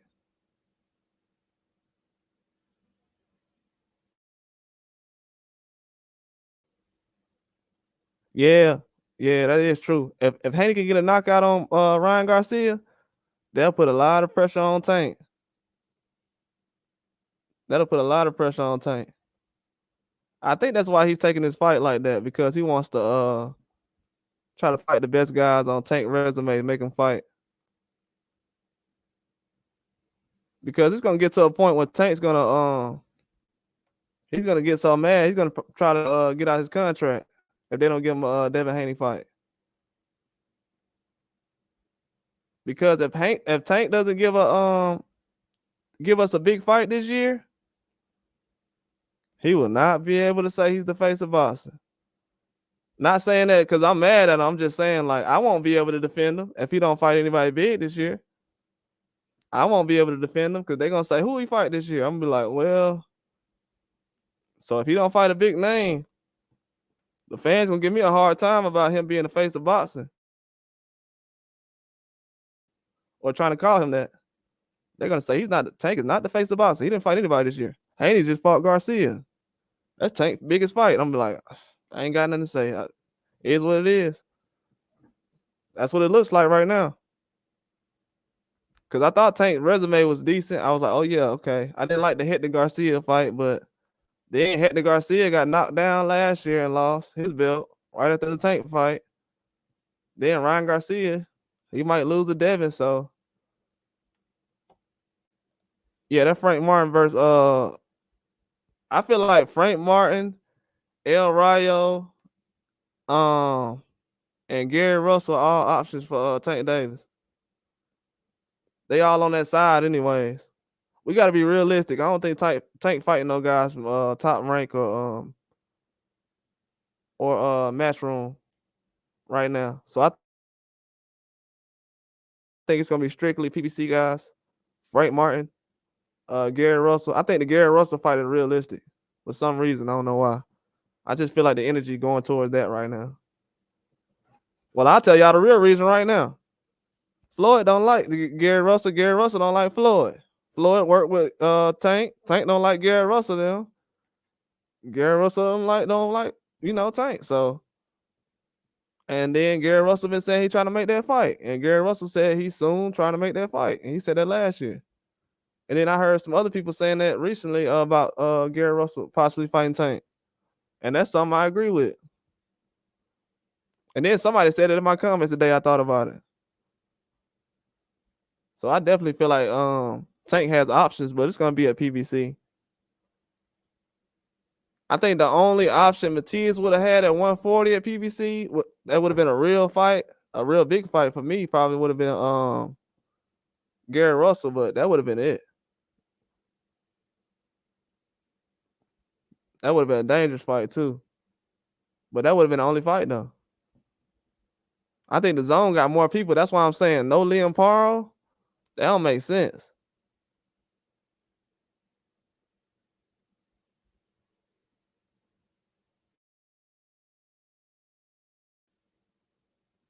I don't know. I can't see. No, Benavidez, he's gonna be too big next year. I think Benavidez is getting too big. I is getting too big. I ain't calling him a weight bully or nothing. I'm just saying I think 175, 2025, Benavidez is gonna be at 175. He can't do 168 no more. He probably got like 1 or 2 fights left. Probably 2 at the most. At 168, but he's not gonna stay there. And I don't know who Canelo can fight at one. Well, actually, I do. I'm gonna talk about that later on, but I think I know who Canelo gonna fight next year. Possibly 2025, Berlanga. I think they lined up Berlanga for 2025. If that doesn't happen in 2025, he could possibly be a replacement for something else later on this year. Canelo looking to fight 3 times this year, so I know everybody focusing on if he's gonna fight Munguia and May or anything, but he's gonna fight 3 times this year though.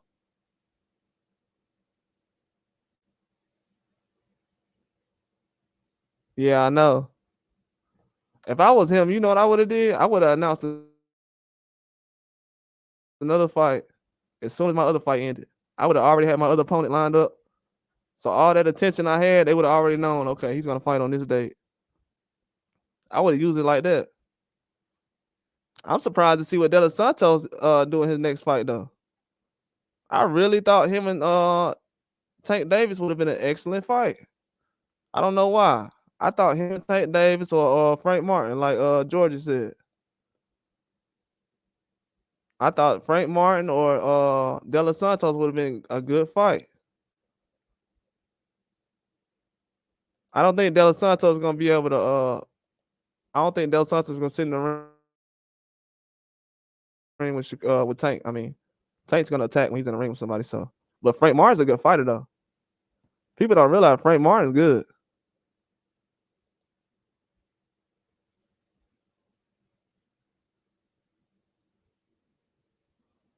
Yeah, I know.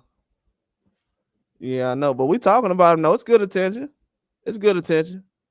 I feel like Shakur, he gonna be the one that gets that attention, but it's gonna be good attention. He getting it now, you know what I'm saying? We still interested in what he's gonna do. There's nothing wrong with that being the black sheep.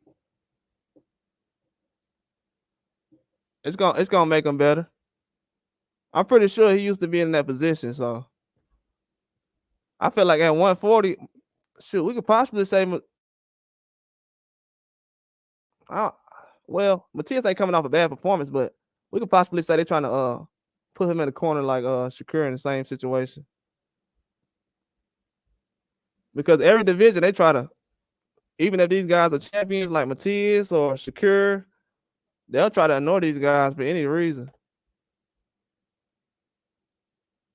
So they have to really prove themselves in the next fights, especially like Matias. People thinking that he didn't do anything in his last fight. They don't think Ergashev was that good. Shoot, I thought Ergashev was a good fighter. You know what I'm saying? But got to prove himself again. So I think Paro would have been a good fight. They saying that's not a real fight though. Now, if y'all see Liam Paro in that last fight with Montana Love, him and Matias would have been an excellent fight. Now, if he's talking about money issues, I don't know, bro. It's kind of hard for me to kind of see a guy one fight away from being a champion and to say, well, I got money issues. I mean, you're going to be able to dictate all that when you win this fight. Because from what I seen, guys don't get a chance at a belt no more. After they turn it down one time, most guys. And the way 135 is, if I was Liam Parr, I'll take my chance right now. Before a guy like Shakur Stevenson or Tank or somebody comes to 140.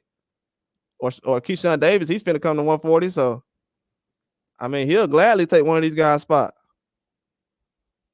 That's why I kind of love boxing right now. If a guy at 140 don't want to fight Matias, it's a guy at 135 that will. I bet Jermaine Ortiz will jump in there right now.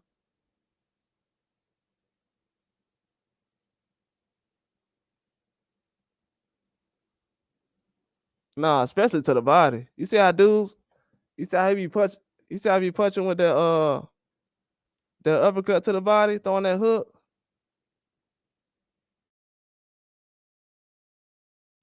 Ergashev look like they ain't gonna say his ribs was broke. That's a lot of power to be throwing to the body like that. A lot of guys do not go to the body like that either. Tank does it, but it's a knockout punch. It's not like just a plethora of punches. Matias, he'll throw like 15 punches to the body, and a guy just go down. Just that's how it really goes. He break him down bad. Benavidez does that too. He's kind of like, I wouldn't say like a smaller version of Benavidez, but Benavidez can go to the body like that too as well. They don't really head hunters a lot. They'll hit you in the head, but they're not aiming for the head all the time. That's how Xander Zayas fights, man. I think he the best right now as far as going to the body and the head. Dude, 21 years old, be going to the body all the time. Then he'll throw probably 2 punches to the head and knock you out. Yeah, he probably the best at that right now. But Matias, he's the best at going to the body. Now, anybody can say anything they want to about if they think he's good or not. But as far as going to the body, nobody going to the body like that. No heavyweights, none of them. I say Benavidez go to the body, but not the way he does. Most of his punches is to the body.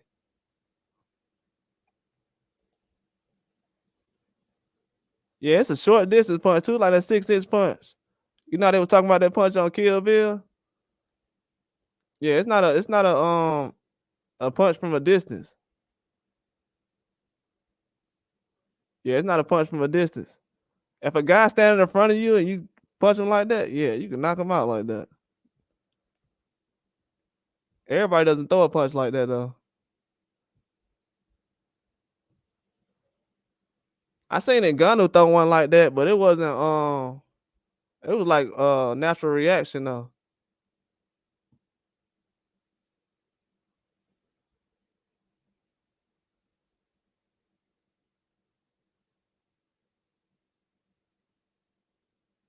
Yeah.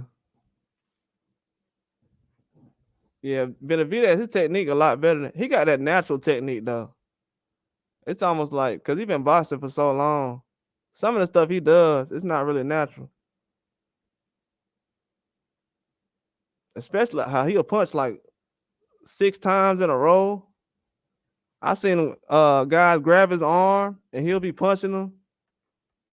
Somebody just weird stuff. He does stuff that, I mean, he's a puncher. Seriously.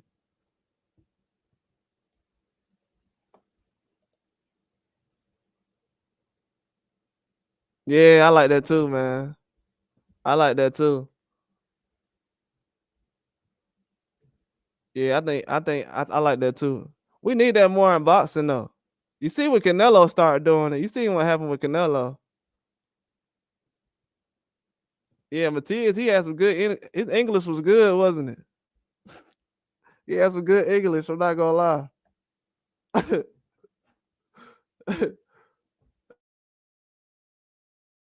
He said, "No, Ryan." Yeah, he got good English. That was good. He doing a good job promoting. I ain't gonna lie. You gotta respect it. I'm not gonna lie. You gotta respect that. Now he in his early 30s. Oh yeah. They around your late 30s. You all consider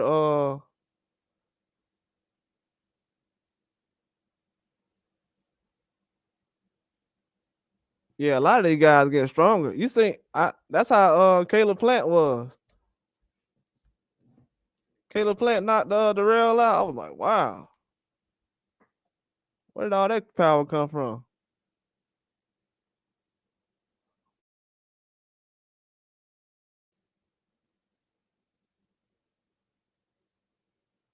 Yeah, that's why I'm glad. That's why I'm glad he called it out. Hey, to be honest with you, that's why I'm glad he called it out.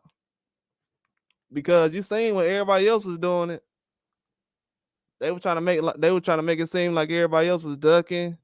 But now when you look around, most of these guys they don't even call each other out no more after Matias did it. And he's still going. I seen him today. Man, he's still talking. Still talking. Of course it's promotion, but shoot, everybody else promoting too. So I can't even hate on it. He's still promoting. But that fight definitely gonna happen as far as any of those guys at 140. Especially if they at the zone. If you want to make some money right now, the zone don't have a lot of 140s right now. You got a guy coming over with a belt. You better make something happen. Because I just seen Josh Taylor had these belts at 140 for what, a couple of years now. Nobody was trying to get those belts. Now the belts everywhere. Nobody want to act like they want a belt no more. Yeah, I had to get off Twitter, man. Dudes don't be talking about nothing on Twitter.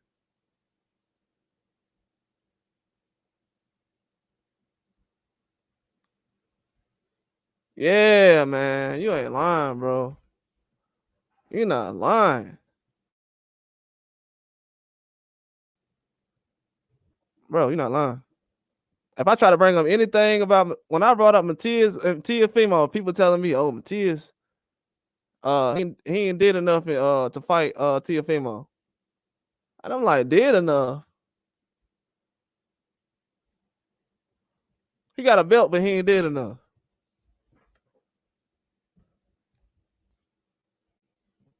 Man, that's crazy to me. These dudes be tweeting about certain stuff. Tiafimo, he'll tweet about all these fighters at 140, then won't say nothing.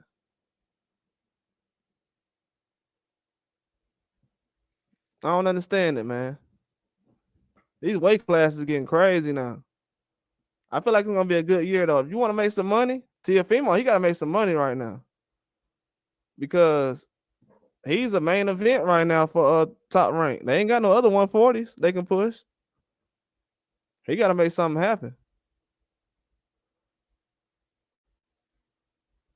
I feel like Gary Russell going I like to see him in the ring with Gary Russell though. Anybody at 140. That's what's gonna shut everybody down. Yeah, these dudes be tweeting like crazy on the internet now, man. I used to like the boxing tweeting, but it's too much, man. Every day they say they're gonna fight somebody. Every day I get on there. A lot of guys is not calling out Matias though. I'm not gonna lie. A lot of people not doing that. It's an easy fight to make too. It might be better that he went to the zone Matchroom because a lot of guys, if he would have went to Top Rank, they probably would have said, "No, we're not messing with Bob." So yeah, it was a great idea. Matias went to Matchroom. Now that I think about it, that was the perfect idea. Yeah, that was the best decision. I don't know why I didn't think about that sooner.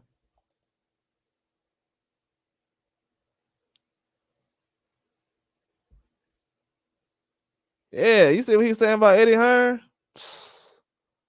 Man, he better not ever need the zone again. If he fights on the zone, he's done. He's done. He already said the zone cost him Matchroom in the zone and Eddie Hearn. They cost him his loss against Cambosis. He's saying the only reason he lost because he had to fight on Matchroom. That's bad. If he doesn't do anything soon, man, he's gonna have some trouble. 140 closing in on him though. That's crazy. I haven't even, you know what I haven't even thought about? I don't even know who he's gonna fight next. Who should he fight next? I wonder who he's gonna fight next. He has about 2 fights left this year. So who could he fight? He can't fight Sandor Martin. I think Sandor Martin is a mandatory for Devin Haney. And he already fought him before. So I don't know. I'm gonna be a little shocked about who he fights. Because Jermaine Ortiz was a 135. It's not like Top Rank had a 140 sitting around for Teofimo.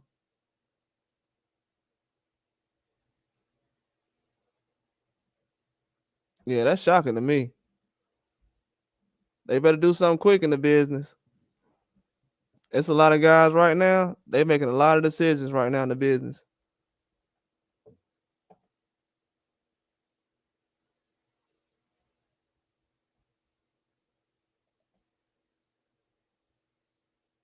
Nah, I don't think he's gonna go after Crawford. I think he was just hyping it up. I think he was just hyping it up. But I seen a clip. Hey, I seen a clip where this was 3 years ago. I seen a clip 3 years ago where Crawford said that Matias is a very good boxer. But he might have said this 3 or 4 years ago, but he was like, it might have been older than that. I don't know. But he was saying how Matias was a very good boxer though. He was watching him a long time ago. Said he just need to add a jab. Pretty much he been working on that. So that lets you know right there, you get a stamp from Bud Crawford. You a decent fighter. That's all I needed to hear. A lot of people don't mention that though.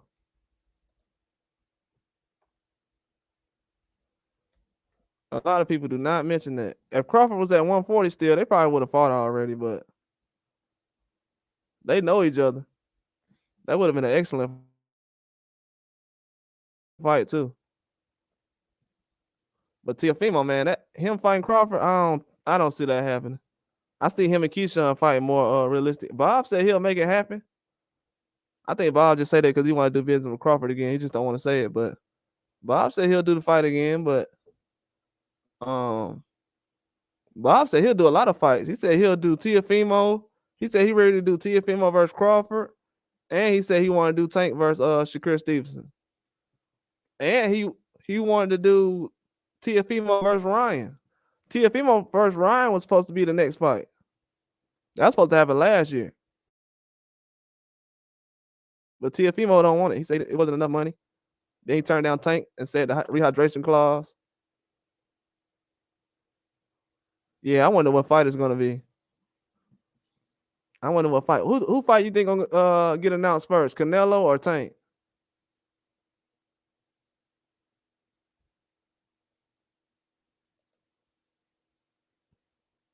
Yeah, that would be a good fight. Teofimo a good fight for anybody.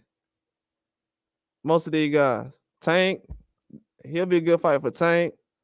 Shakur. I did think Rolly and Ryan, but I don't know.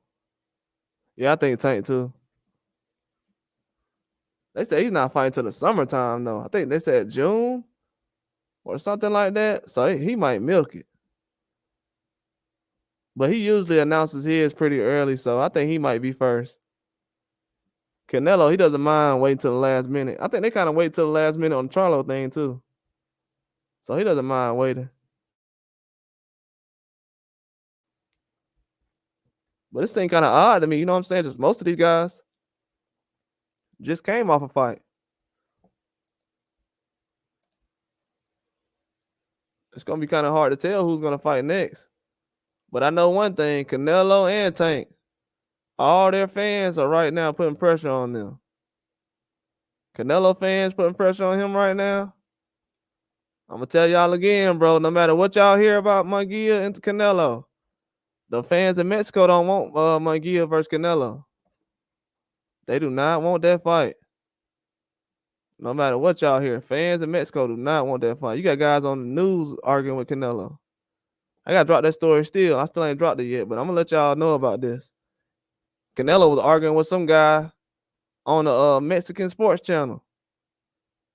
Talking about the guy hating on him, he jealous. He said, nah, I just want to see you fight somebody. I don't want to see you fight Yildirim and all these other guys. So they got pressure on them. Tank next. But that's what happened when you face a boxer.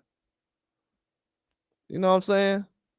Floyd was fighting Canelo. We still put pressure on him.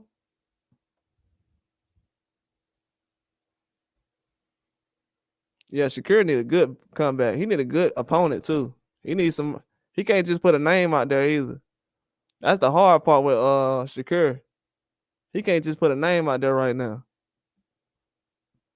because he didn't give us any kind of action. Even though the Teofimo fight was kind of bad, it was still way more action than what that Shakur fight was.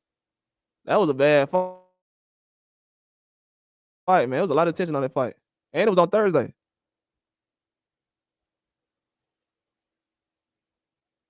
Yeah, they be going in, bro. I'm not even gonna lie to you. You've been watching them a long time. That's why you said that. I know what you're talking about. Yeah, they be going in. It might be just anger issues over everything else. You know what I'm saying? They are fighters, so you know the crazy things make you tick sometimes. So it's probably one of those things. Teofimo, all he knows is fighting now. Especially Shakur. Him and Shakur, that's all they do is fight. Fight, talk crap. Grew up on the East Coast. They got that attitude.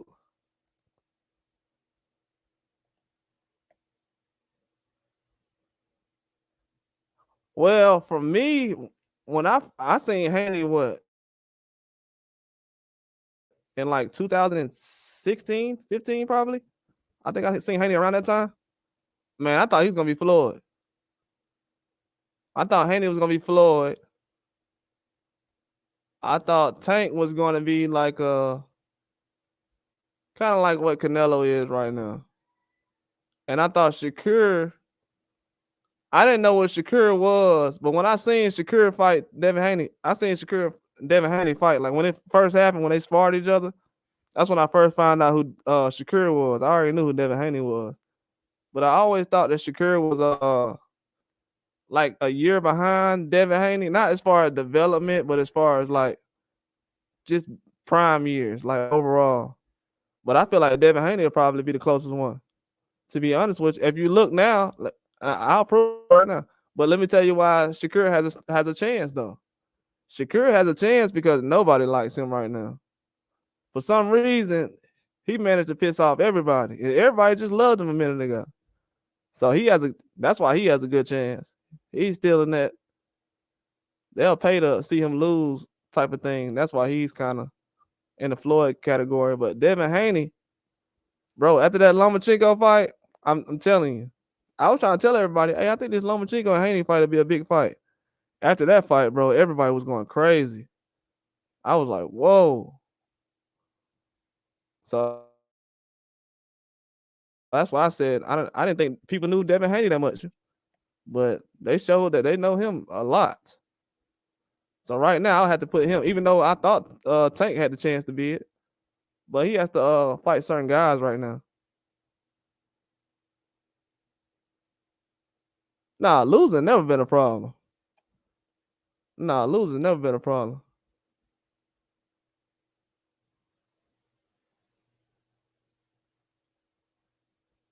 Yeah, yeah, true. Some of these guys need losses though. That's why some of these guys don't never be good. Some of these guys don't even know that some of the best boxers they get better after they lose. Some of these guys never know how it feels to lose. That's why they never get to that level. Like most of our favorite boxers have losses, early losses too. I think that's what's wrong with boxing right now though. Guys don't want to lose, and when they do lose, promoters doing that a lot too though, because they do promote the undefeated thing a lot. They want guys to be undefeated and uh everybody to have an O. A lot of that stuff is promoted too. But you got to do like how Ryan Garcia doing right now. You know, most people don't like Ryan Garcia, but he getting in the ring. Everybody might not like the fight, but guess what? He getting in the ring. We're gonna find out if he good enough again. Can't get mad at that. I mean, we need more people doing that. Make it happen, bro. Any fight.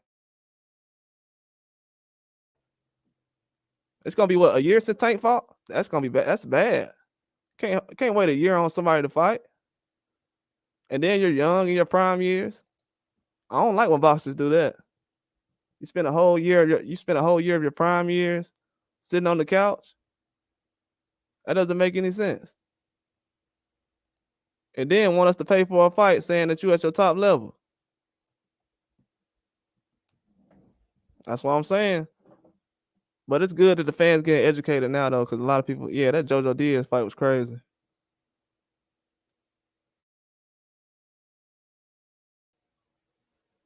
Yeah, I ain't like the son being in the ring like that. But you gotta understand, but that's what he do it for though. He fight for his son now though.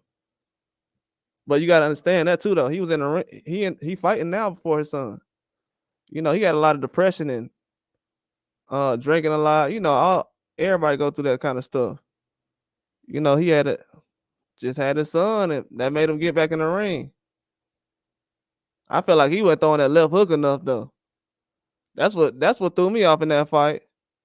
If he would have threw that left hook about 10 times, he would have won that fight. But he didn't let his hands go. Yeah, man.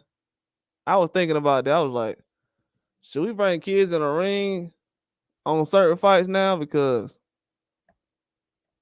yeah, he did an excellent job though. Oh yeah, thanks, bro. Yeah, bro. You saw that left hook when he was throwing it? Oh my God, bro. Man.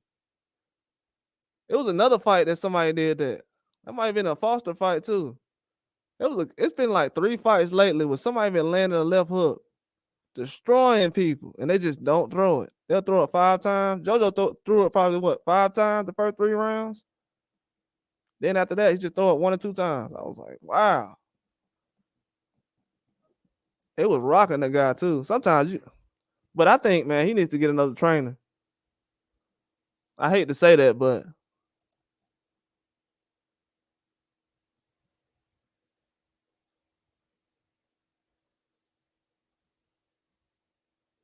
man, I used to like when I was growing up. I used to like guys like my favorite fighters used to be the guys who lose sometimes, like Winky Wright, Bernard Hopkins, Tito Trinidad.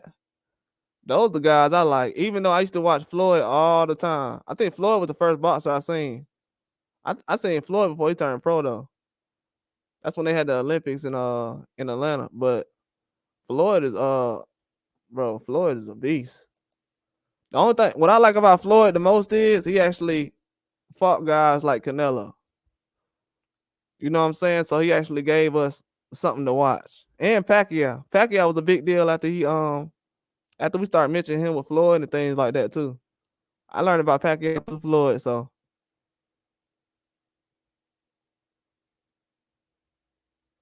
yeah, that consistent with working out stuff, bro. Yeah, he consistently works out. Pacquiao too. Pacquiao's amazing. I didn't know Pacquiao used to weigh that much. 106 pounds. Pacquiao weighed 106 pounds, man. It went up to all the way to 154 to fight. And these fighters act like they yeah, I'm the best to ever do it. Pacquiao went from 106 pounds to 154 pounds and beat your favorite fighter.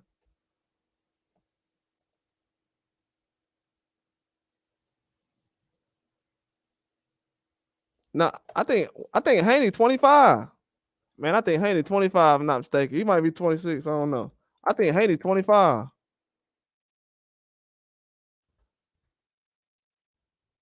I think Haney's 25. Yeah, he's 25 years old. That's young for boxing. Him and Benavidez. So him and Benavidez probably haven't entered their prime yet. They might not enter their prime till next year. Benavidez, Munguia, Devin Haney, that's gonna be the next phase of boxing right there.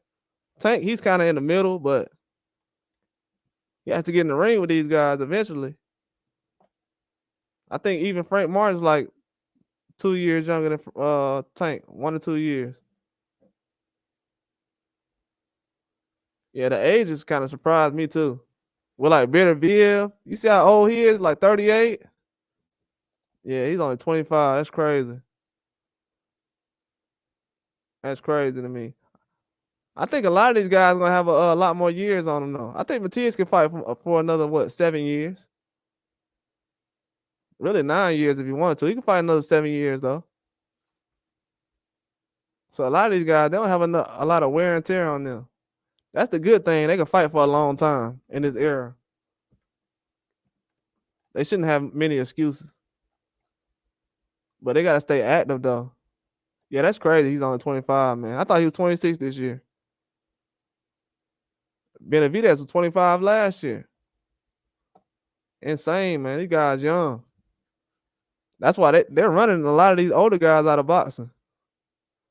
That's why the only guys that's older right now, they consider Matias older, but he's only 31.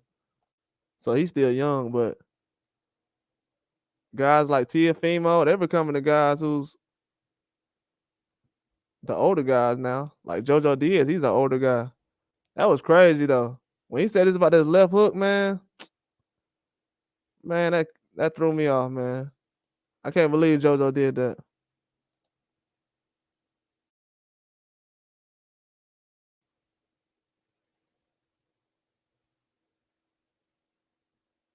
Yeah, I know. Especially with Ngannou.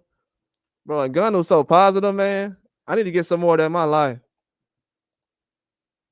Ngannou, he got a lot of belief, man, in himself. He knew he was gonna be able to knock Tyson Fury down. That's why I'm kind of leaning towards him in this fight, man. I don't know, man. It's kind of hard to bet against a guy like that. It's kind of hard to bet against Ngannou right now. That's why it's kind of hard to bet against Matias right now. I have to be like, well, I'm just gonna pick him until we see somebody do something eventually, because we in position right now with these guys. They don't have to prove anything. They kind of going out doing the proving. Yeah, he's 37. He said he's gonna box another 2 years. He said he's gonna box for 2 more years. And Ngannou said it. He said he's a full-time boxer right now. Even though he can do MMA if somebody want to jump in the ring.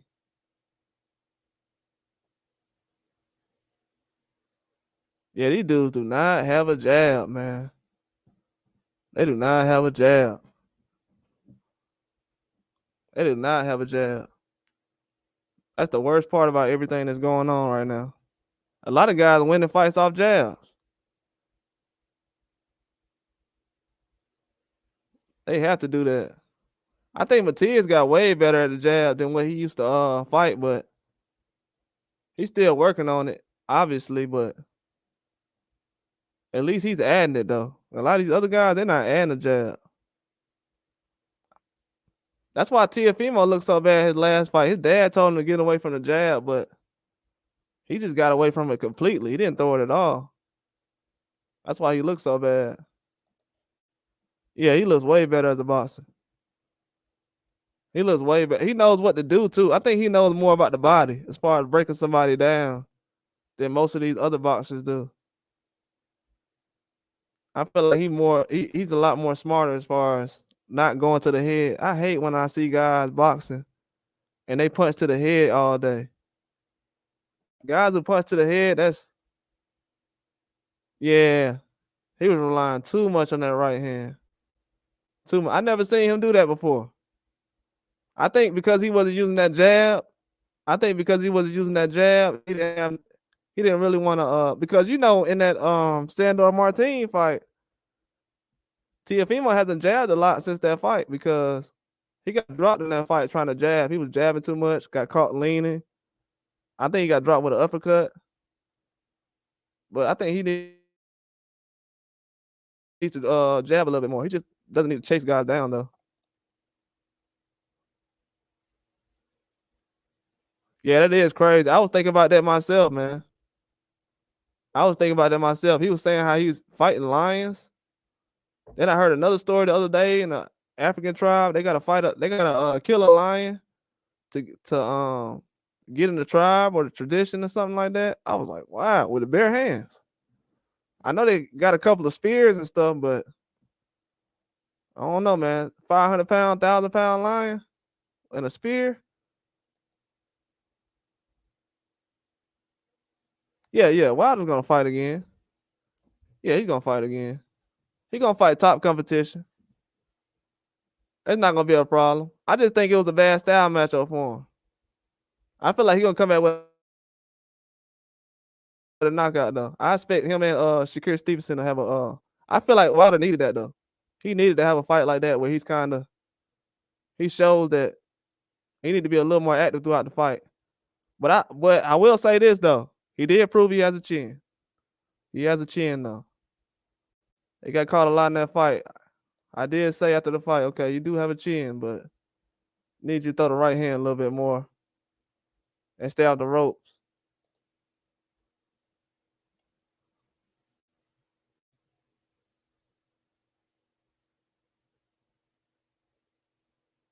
Yeah, that's what I'm saying. When he got away from that, when he got away from setting that punch up in the Sandor Martin fight, that's when I knew things was going bad. That Sandor Martin fight, I was like, I think the Loma fight, I think he got a little tired at the end, to be honest with you. Because you know, Loma, man, he's in excellent shape. Loma was still in rounds at the end. Even though Teofimo was doing enough at the end, Loma was still in rounds.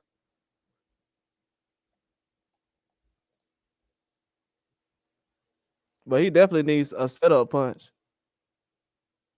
He need to change his levels too. I don't like another thing too, Georgia. I don't like Teofimo standing straight up. You see how he been standing straight up, just walking forward like that? Oh, I don't like that. He wasn't bouncing or anything on his toes.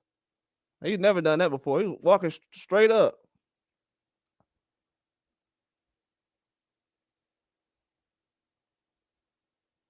Yeah, it definitely does. It definitely does. Dang, you think Bivol will retire? You think he gonna retire after that fight? Man, to be honest with you, I was picking Bivol for that fight. Nah, Bitterbeard said he gonna fight. Bitterbeard said he gonna fight some more. I know he gonna have probably at least about 2 more fights. And I know Usyk said he's gonna fight probably 4 or 5 times. A lot of these guys not thinking about retiring. I was thinking they was gonna retire. I thought Bitterbeard would retire soon. Usyk. None of these guys think of retiring. Kovalev came back. He was supposed to fight on the Tyson Fury card. So a lot of these guys not retiring. They coming out of retirement.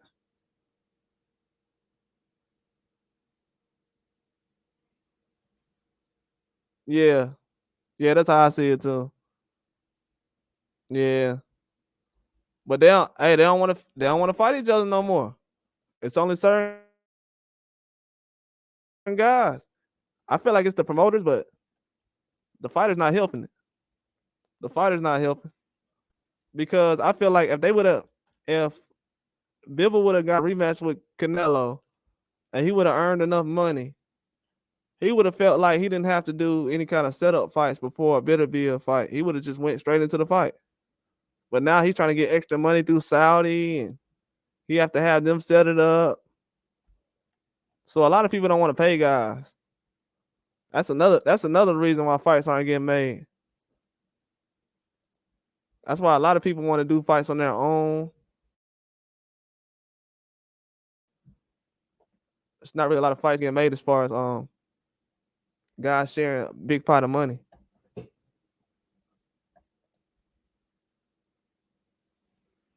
Yeah, that's starting to happen now. Hey, that's starting to happen now. Hey, you know what's gonna make it bad? I'm glad you said that. Hey, Universe becoming those. You and Georgia be saying some real stuff. Hey, let me tell you what's gonna change that. Shakur Stevenson, when he hears about Keyshawn Davis having a chance at 140 against Teofimo, oh man, him having a chance at 140 against Teofimo, that's gonna ruin Shakur Stevenson. He ain't gonna want to hear that. That's his friend too. He gonna be like, man, I came in before you. You got a Teofimo fight? Man, what is Bob doing? I'm finna call Bob. See, that's gonna start some issues. But that can happen. But at the same time, I feel like he'll be able to flip that into some money as well. If I was him, I would train, get me the right opponent, and wait for that to happen. But Shakur, he definitely can flip that into a big opportunity. Bro, imagine if Shakur just said, you know what, man, I'm just gonna try to fight Matias or somebody. Everybody will shut up after that. We'll be like, oh man, he the only person that's trying to do that. You know what I'm saying? It'd be one of the moments where we be like, whoa. Yeah, that'll shock everybody. That'll shock me for sure. Bro, yeah, I didn't I was gonna watch the video before I got on here, bro. I seen the video like 5 times. I never clicked on it.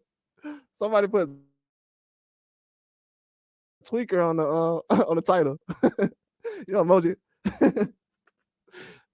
Hey, the way you put that emoji up there, I know it was funny. I thought she was a coach when I went by her first. I said, what? Somebody has a white lady as a coach. But then I went back and it said tweaker on there. I'm like, did that lady just walk in off the street? Yeah, so I know exactly what you're talking about. Yeah, they're gonna have a good generation though. This generation of fighters, man, they fighting a lot of people right now. Like most of the guys that's like young, like 21, 19, 20, they fought big competition already. Look at Xander Zayas. I seen Xander Zayas be the guy who was like ranked like number 2, number 3. Like, to be honest with you, Xander Zayas is supposed to be fighting for a belt after this fight, or it's either this fight or next fight. He's supposed to already be fighting for a belt. That's why they're pushing him back, because they got a lot of business going on at 154. But yeah, Carmel, Abdullah Mason. I know Shushu Carrington is older, but he's still a younger guy. Xander Zayas, he's still 21. So they got a lot of guys. Oh yeah, I'm supposed to do a video on Elijah Garcia. If y'all know about Elijah Garcia, that dude is a beast. If you haven't looked him up, look him up. He's gonna fight on March 30th. With Sugarloo Cesar Martinez is supposed to be on that card as well. But look up Elijah Garcia. This dude is a problem. He got like 16 KOs, 18 wins, or something like that. I think it's either 16 or 14. But he has like 14 KOs, 16 wins. He is a problem. He's supposed to be fighting Kyron Davis, a guy Benavidez fought a couple of years ago. He is a problem. He might be he's a problem, man.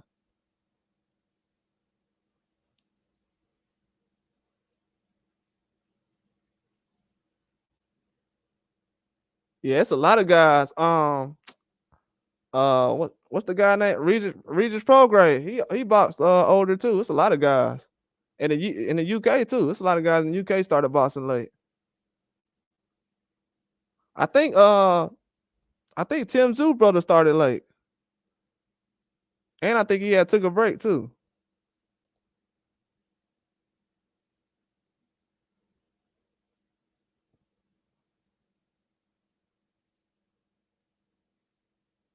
Yeah, man, them dudes. I seen it before, man. It's hard to catch up with guys in boxing. The guys who've been punching all their life. Yeah, it's kind of hard to do that. You gotta have some power, like Wilder or somebody. You definitely gotta have power, like Ngannou. Ngannou, he been practicing boxing all his life though. He been practicing. I have a friend that's naturally gifted in boxing like that, like Ngannou is. Ngannou, he no matter what sport Ngannou's in, he naturally just accurate. Whether with his punches, with his legs, his his hand-eye coordination is just amazing. That's with any sport. Like Ngannou he just God gifted as far as being able to target somebody with a punch. He's very accurate. He's probably the most accurate guy right now, even though people will say he can't box. He's accurate, man. He can punch. He don't miss many punches. Yeah, a lot of guys that box at a young age like that. But Tank, he's the guy who started young though. But Tank, man, he was punching hard when he was younger. So I don't know if that's natural or he just learned that. It kind of looks natural though, to be honest.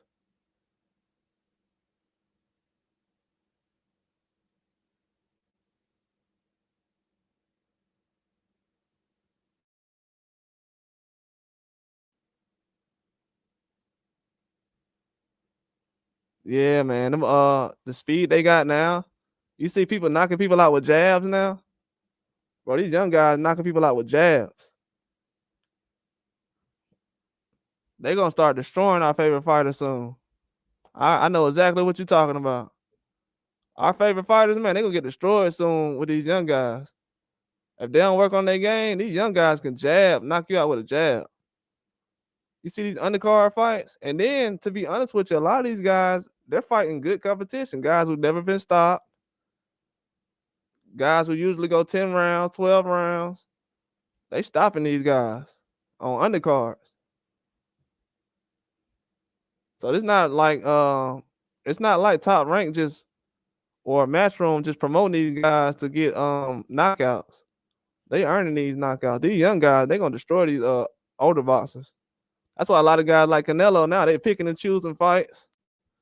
Like, hey man, let me see. Benavidez, Munguia. I don't know if I'm ready for that right now. Like, bro, you should have did that 2 years ago. These guys getting older now. Benavidez getting his man stripped now.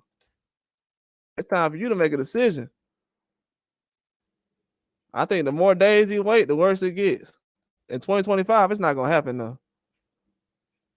But he has a lot of pressure though, and I'm glad too, man.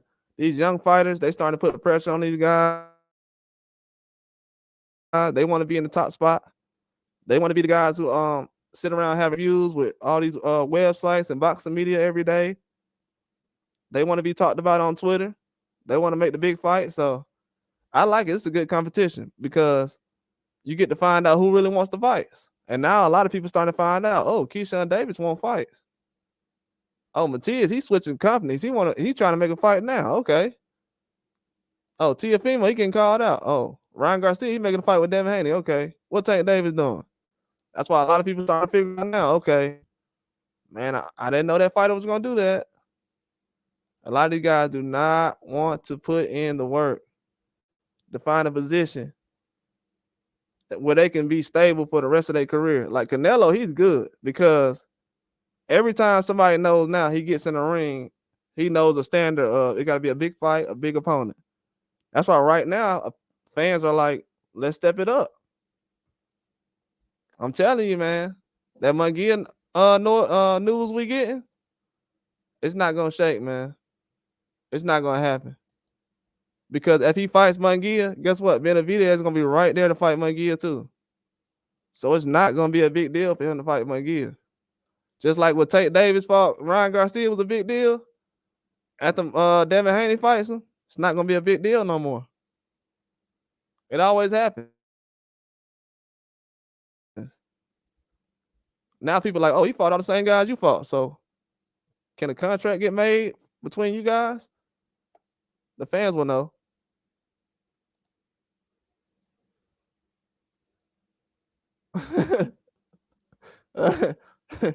Hey, that's the truth, bro. When something bad going on, hey, they make sure you get the news as soon as possible.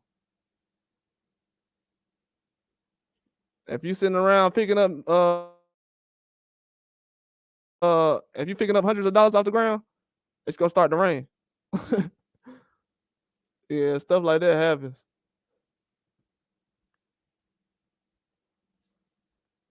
Yeah, man.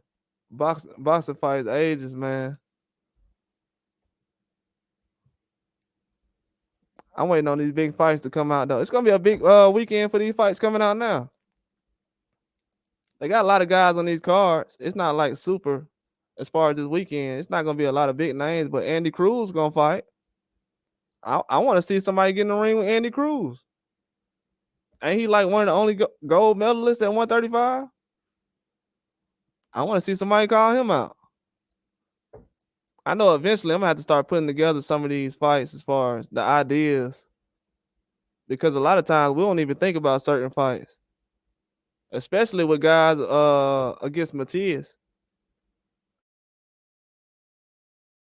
I feel like him, Matias with Paro or Barbosa, somebody like that, that'll be a good fight right now. Devin Haney doesn't have a he's not open to a fight because he has Ryan Garcia. So Teofimo, we know he's not gonna try to fight. Ryan Garcia, he's fighting. So Rolly, he's fighting Cruz. I don't know, that'll be a good fight. Honestly, I would like to see Matias fight Jermaine Ortiz, but that's two different companies, so I don't see that happening.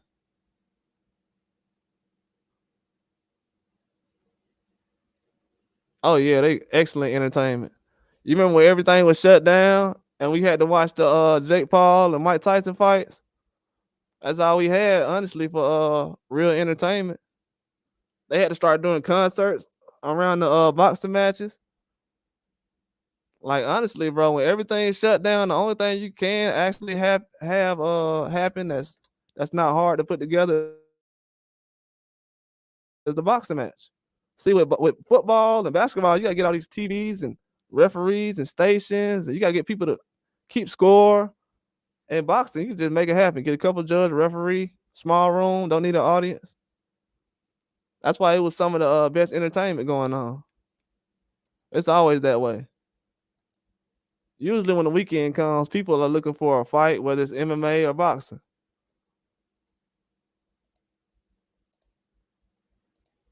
Always, and it's becoming worldwide now because a lot of people got martial arts, mixed martial arts all over the place. Yeah, it might be. It might be. Hey, you heard about today a lot of people phones went out on AT&T. A lot of people phones they had outages on AT&T today. A lot of phones went out, so you know how that goes. Trust me, I know.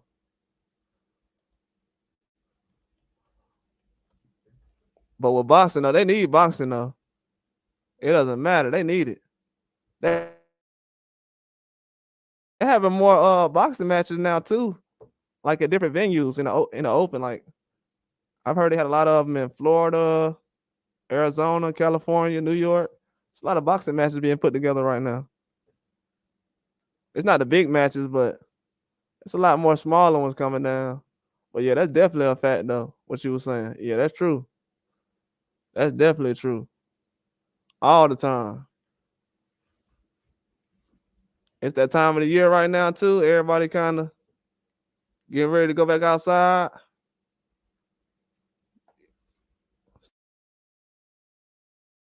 Definitely something that can happen. But I think with boxing, man, it's gonna kind of it's gonna make the year go a lot better.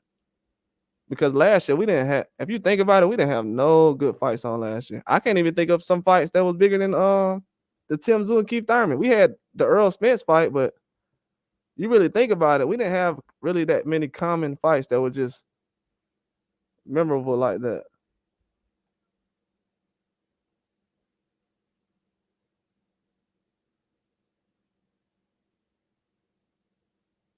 Yeah, I know. Yeah, I know. I was hoping they actually make that fight in the country. I mean, in the summer. That'd be a good fight to see. I haven't seen a fighting Puerto Rico in a minute. I think the last one I say was like, man, I can't even remember. It probably was Danny Garcia or somebody. Yeah, man, I had Puerto Rican. I grew up with Puerto Ricans.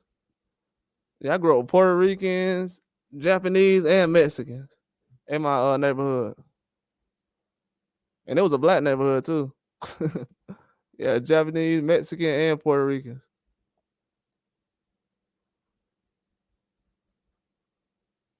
Yeah, I literally grew up with Puerto Ricans though, and Mexicans.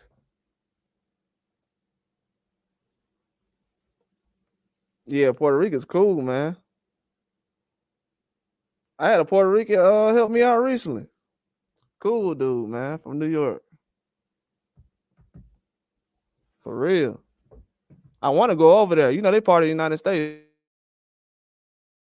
now, so I want to go over there and visit soon. I definitely want to go over there. I couldn't imagine how it'd be during the fight though. In the summertime, it'd probably be better than Miami. Miami hasn't been like it used to be. Puerto Rico probably better right now for a fight like that. That's why I'm saying Liam Parle, he don't want to go to Puerto Rico. I don't know, man. He don't want no fans, I guess. I thought he was trying to get some fans. You see his name was all over the place when he got mentioned with Matias all of a sudden. Name was all over the place. I just want y'all to notice that. Liam Parle, that was great marketing for him. Being mentioned with Matias, now everybody know who he is now. He ain't gonna never fight Matias, but everybody gonna know who he is now. That's probably what everybody's trying to do now. They probably trying to mention their name with Matias so they can try to get some leverage as far as trying to be like, yeah, you see the fans are keeping up with me. Yeah, I had a man, I think that's definitely what's trying to what's being done. Because I seen a lot of people saying his name lately. But the only person I seen saying his name before that was Terrence Crawford. That was years ago. That was definitely years ago. I'm glad he didn't fight him though. They years apart though. They like what 5 years apart? He was early in his career then. They fought the same guy though. I think Matias and Crawford fought British Prescott. I think let me see. I think Crawford fought Prescott at 35. And I think Matias fought Prescott at 140. Yeah, man. That's what, to be honest with you, I've heard something different. I've heard something different, but I haven't heard something official. You know what I'm saying? I haven't heard anybody say, yeah, he's not fighting Liam Parle, but he's fighting somebody else.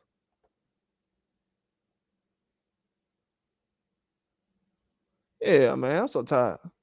Man, when Teofimo said that, I'm like, and I'm thinking he was talking about Matias. I'm thinking that he was directing that comment towards Matias. But he was talking about Jermaine Ortiz too. I'm like, oh my God. I didn't even realize that till after the fight. I'm like, so he was talking about Jermaine Ortiz. And he was talking about Matias too, because I guess he got tired of getting mentioned with him. I don't know, bro. Because I was one of the people that was sitting up here saying he was running from Matias, so I hope he didn't blame it on me. I hope Teofimo didn't get mad because what I was saying. Because everybody else was saying, oh, no, I can say that.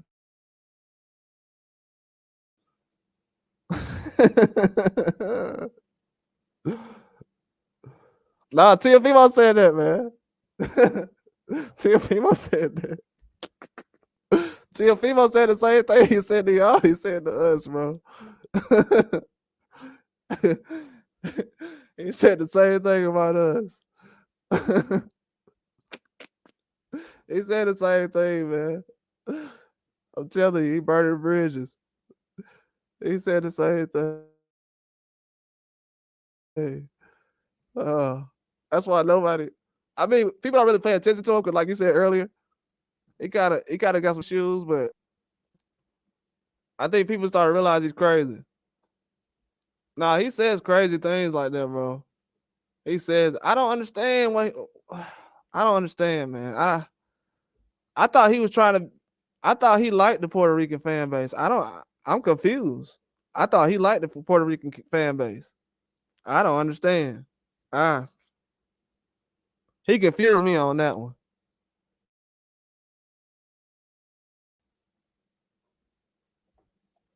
He confused me on that one. He could have just said Jermaine Ortiz never beat me before.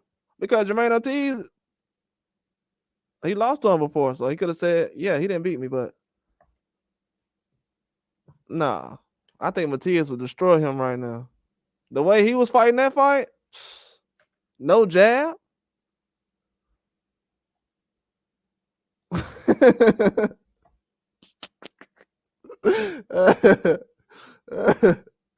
Yeah, yeah, true. That's true. Yeah, that's true. I know. He taking his shots. He taking his shots, bro. I know he was taking his shots. That's why I got him so bad. I was already mad though he wouldn't fight Matias, so I was like, man, let me get this dude. When I saw he wasn't fighting Matias, I was like, man, I'm done with this guy. Let me get at him right now. That's why I went at him. I was like, bro, don't play that, bro. Yeah, that was funny though. It was funny he did it right before the fight though. If he would have did it after the fight, it wouldn't have been as. Yeah, it does. It does. It does. It does. You remember when Bernard Hopkins threw that flag down and they chased him? I think that was at that Trinidad thing when he threw that flag down. I think the Puerto Ricans chased him.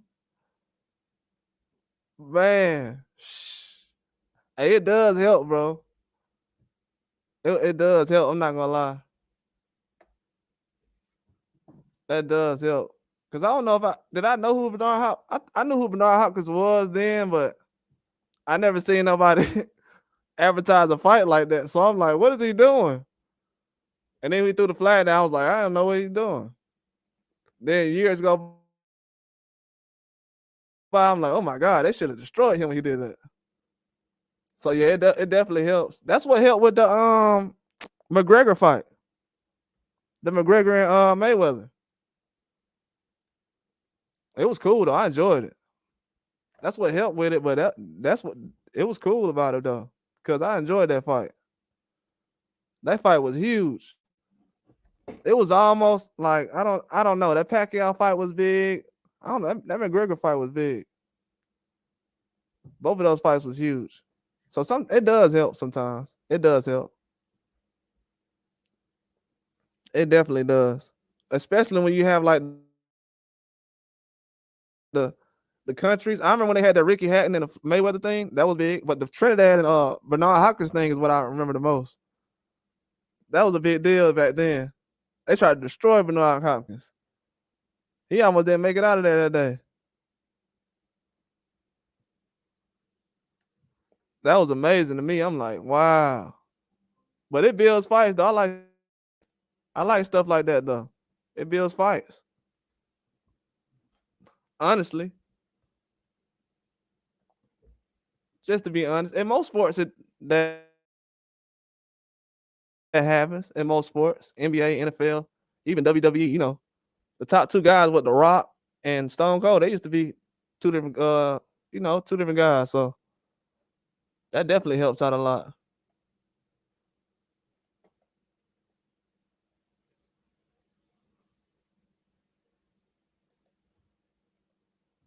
Yeah, yeah, yeah.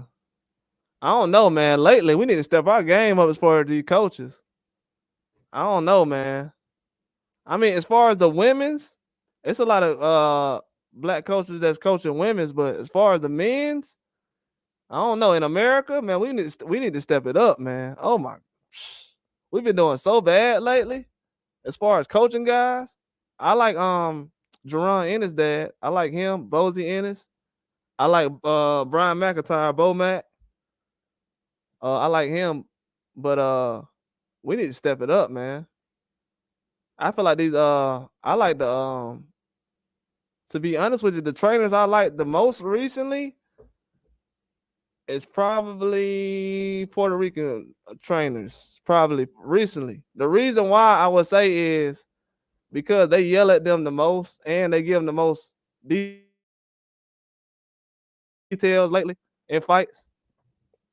Most of the Mexican trainers do as well, but they don't be as angry as Puerto Rican fight. I like when trainers are angry, man. You got this money on the line. In America, we ain't been doing that lately. Guys been taking losses with smiles on their face. Did you see what Tiafimo and his dad was talking in the last 2 rounds? They were smiling. I'm like, oh my God, this is the training I'm talking about. Horrible training. We got horrible training in America right now.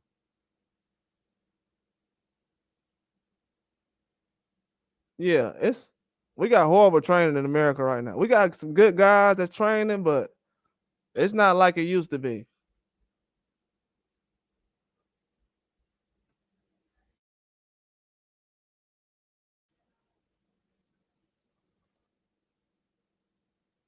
Oh yeah, I know his brother said that. Yeah, man. Yeah, I heard he said that, man. I don't. To be honest with you, I don't know, bro. I don't know because you gotta think about it. Everything Wilder does, and he gives it to his brother.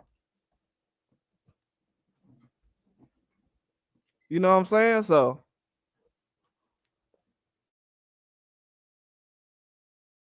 if I was Wilder brother and I was receiving everything, it's kind of I don't know if I would find myself in that position. I don't know how true that is too because I know Wilder wife is not okay with that. So I don't know. Maybe his brother's throwing accusations out there. Hopefully he is, but even if he is, though, I would have kept that to myself. I guess he knew.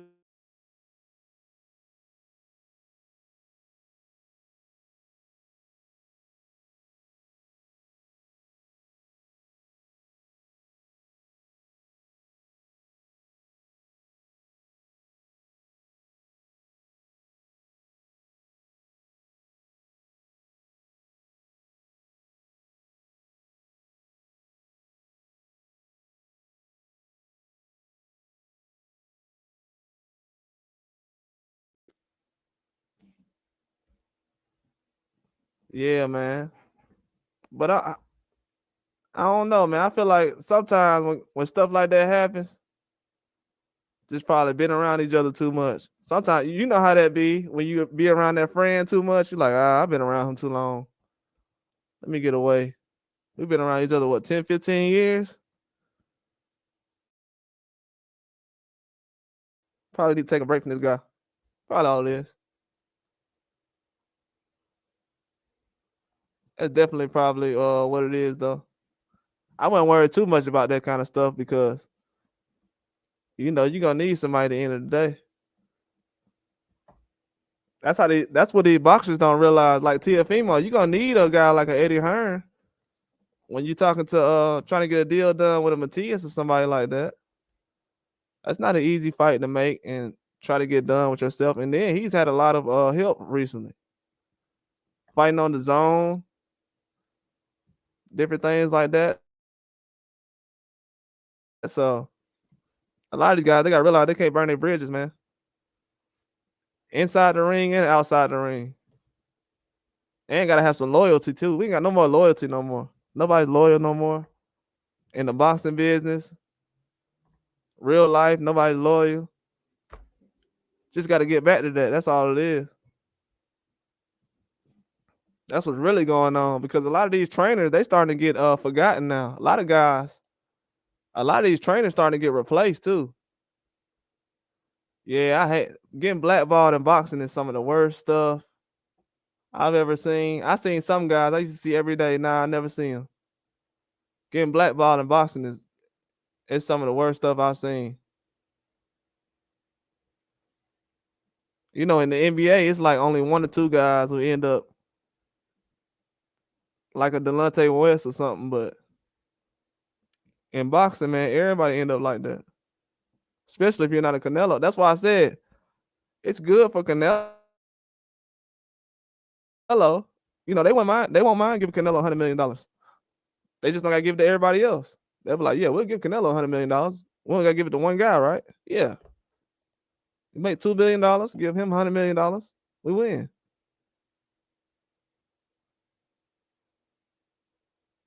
Yeah. Yeah, I know. Yeah, I know. That's why and I'm gonna tell you too, I'm glad you said that. That's why certain guys like Matias right now, Matias been fighting for so long that he's in a position right now where he needs some upfront money. He 31 years old, he got a belt. People trying to sign him, he needs some upfront money. Then he needs some guarantees and some incentives. If he get a Devin Haney fight, he need to be guaranteed that he can get a 50-50 probably if he wants to. Most likely people trying to get 50-50 these days, which I understand. You know what I'm saying? If you trying to get a belt, if you got a belt, I mean, you should get 50-50 in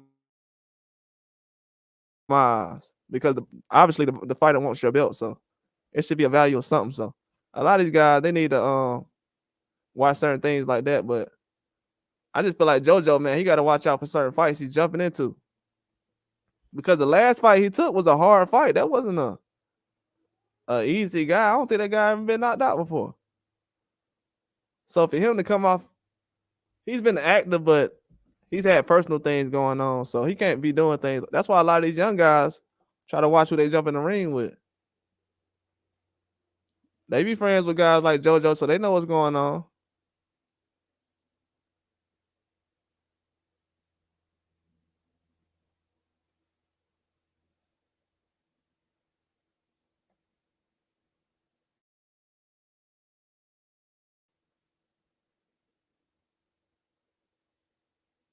Oh yeah, I know you talking about. You talking about Big Baby? Yeah, he stole a car, but I think it was like some other stuff where he was trying to help somebody get a car back or something, and people called the police on him. That was a bad situation to have yourself in.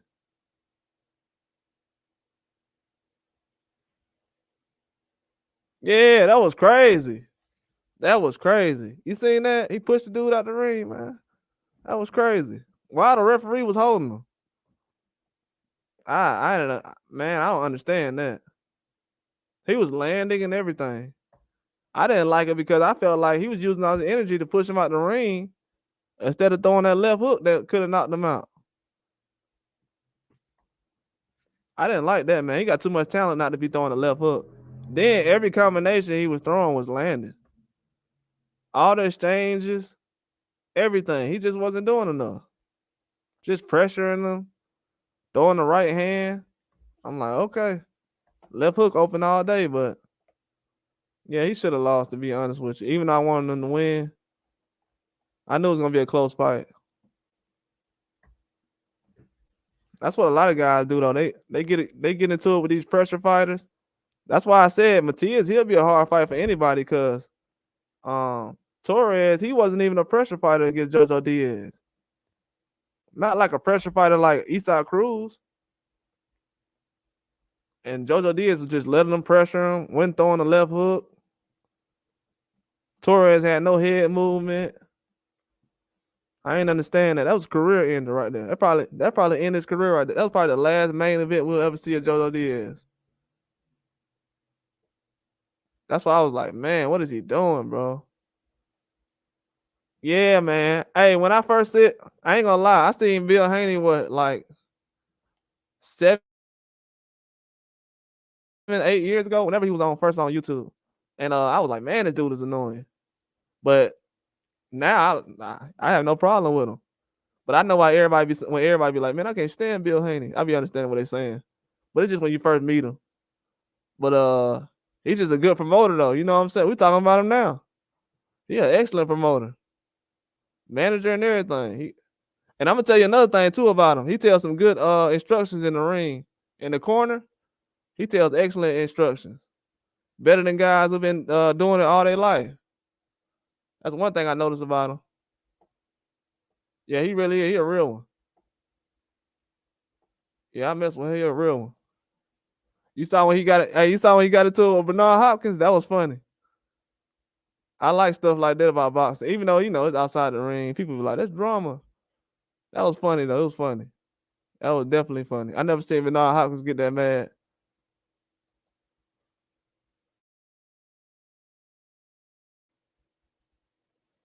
I don't think he is. I don't think he is. I don't think he's still on it. I don't think he's still on it.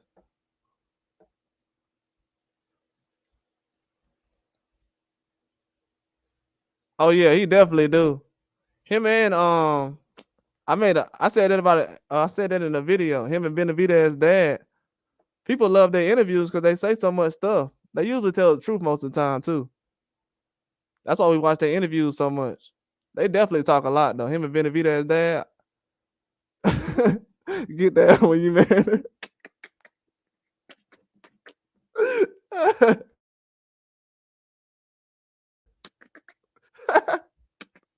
Bro, that joke was so funny, man.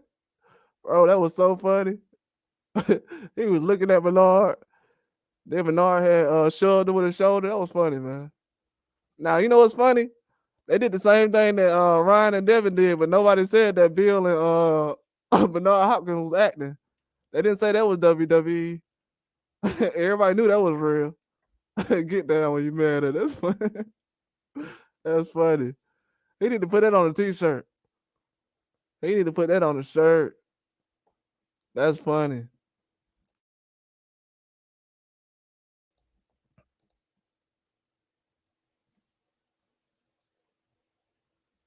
Yeah, me too, bro. Me too. Me too. That's why I'm glad I ain't have a channel like 5 years ago. I would have been on here cussing like, shut up. I would have been yelling at everybody. Yeah, I definitely would have. That's why I'm kind of chilling now. I try to be honest though.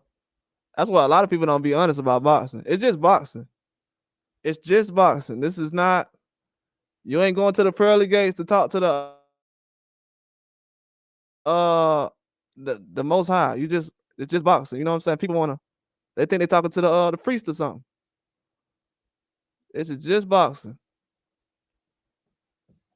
You know what I'm saying? That's all I try to think about it as. I don't try to take it too serious. But I don't talk about guys if I know it's gonna hurt their pockets. Like I don't want to take no money out of nobody's pocket. So that's why sometimes I'll just report stuff. But if people want to know certain things, I'll let it be known. That's why like I don't want to talk about Matias too much as far as his deal because I don't know what he got going on. I don't know what kind of money he's trying to get. So I just kind of just gotta report certain things and kind of lay off of it for a while. Because it will be known that what's gonna happen. They're gonna let it be known. Matias been the most active on social media by far.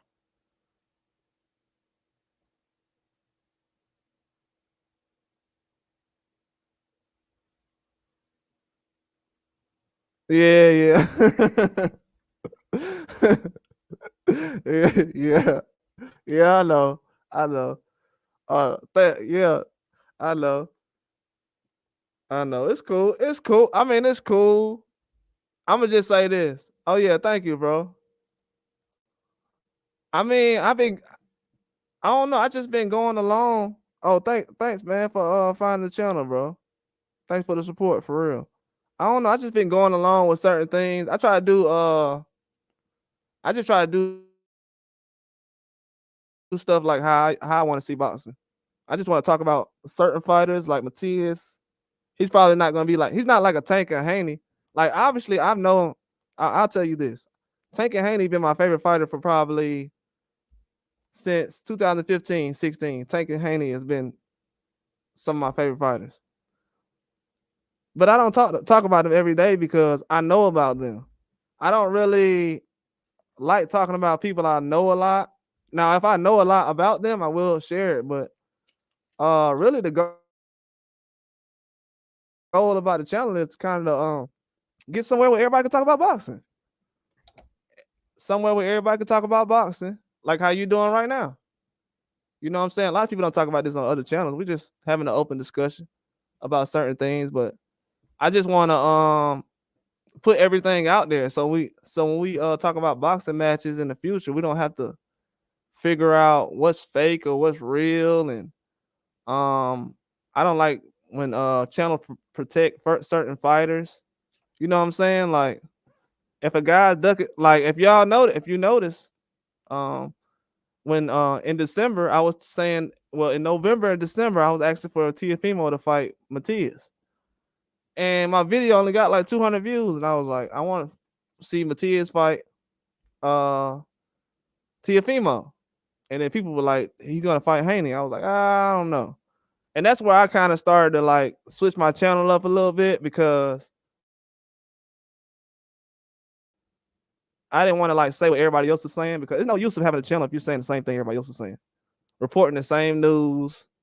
I know a lot of you guys don't want to hear about Tank or Haney every day. I know I don't.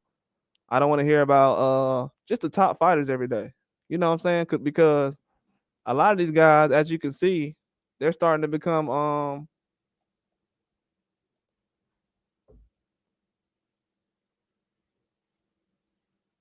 oh yeah. Bill Haney, stay on the channels, bro. I'm glad when he hey, that's a good thing he does that though.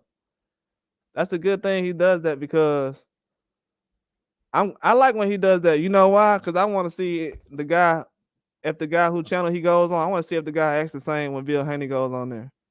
That's all Bill Haney does. He'll probably go on the channel, and if the guy says something when he leaves, he'll probably just be like, you wasn't acting like that when I was on there. So yeah, I like when he does that. Yeah, I know, man. Nah, bro. They worse than Kanye. Kanye will give us a listening party. They won't give us nothing. When I seen Canelo getting yelled at in Mexico, I said, this is not gonna go good, bro.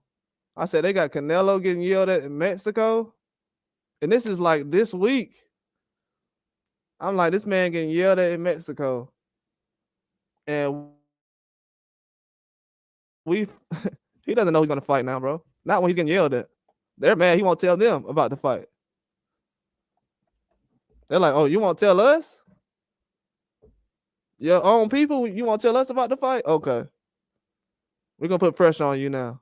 Yeah, I'm glad though. I don't know, bro. I don't know if I want to do like an interview channel just yet, because I kind of want to just go off of certain knowledge. I know a lot of channels do interviews and certain things like that, but I still got a lot to learn. You know what I'm saying? I don't know everything.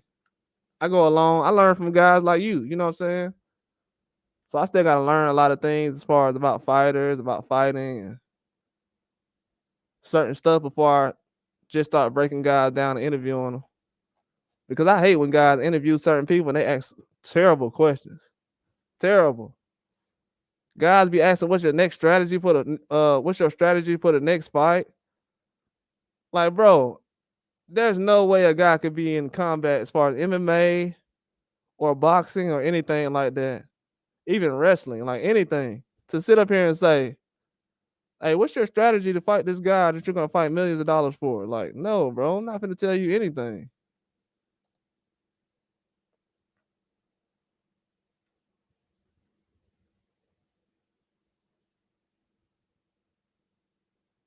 Yeah. Yeah. Then they have the Usyk and Fury thing. Yeah, you're right. You're right. They like to do the countries versus country thing. That's why a lot of times they like the that's why a lot of times they haven't been doing no Mexico fights lately. I heard somebody say recently they haven't had a top Mexican fight. I had to think about it. They haven't had a lot of Mexican fights recently as far as the top fighter against each other. That hasn't happened.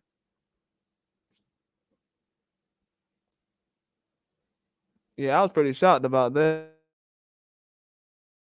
Yeah,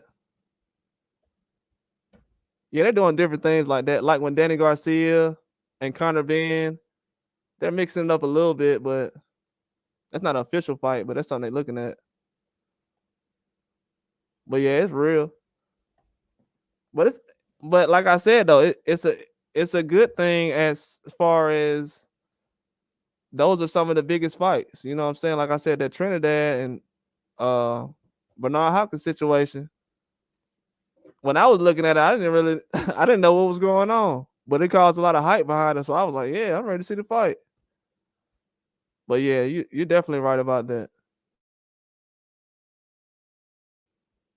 That's why I don't know if it'll be a McGregor versus um a fight bigger than McGregor versus Mayweather. I think we maxed it out on that fight. I think that was the highest it can get. Maybe if Canelo would have been bigger when Floyd fought him, but it was still a big fight. So I can't really say that. That was a huge fight, actually. But I don't know if Canelo will pick a Munguia or someone right now. I don't know. Honestly, I don't know. It sounds like the Mexican fans are just so fed up with that him not fighting Benavidez. It's like the same way everywhere right now.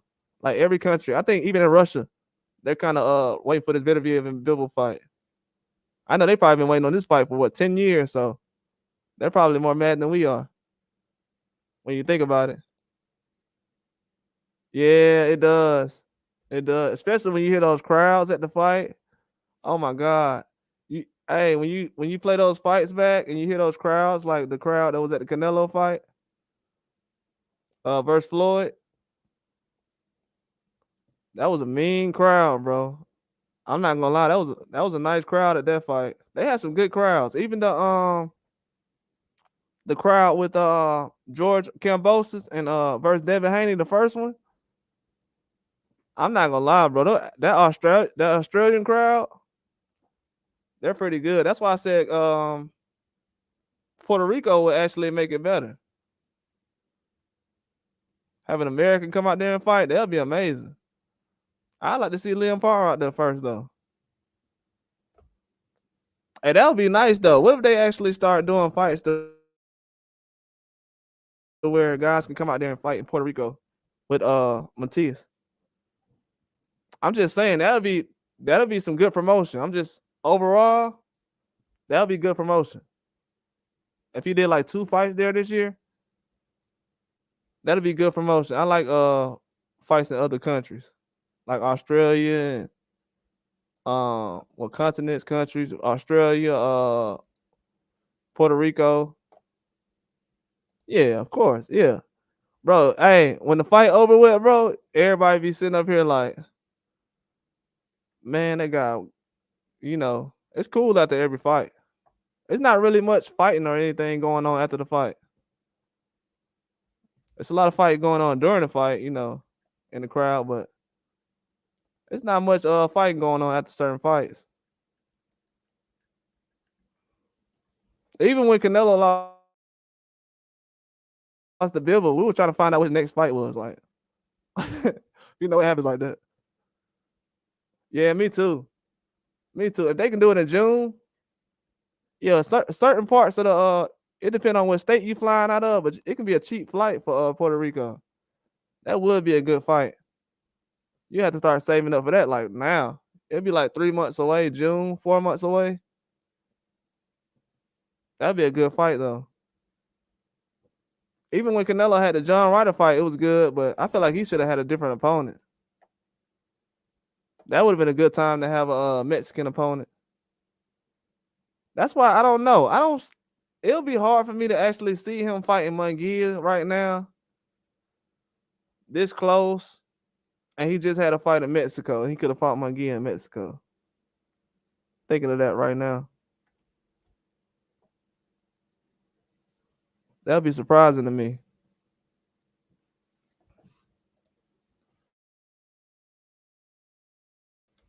I'm surprised about this Matias stuff going on though. Who you think Matias? What you think will happen with him? You think he'll find someone else besides Paro?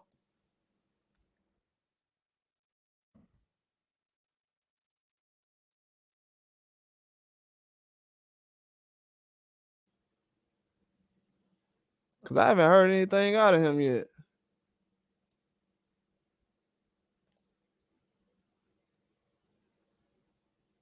Yeah, he hasn't said much yet.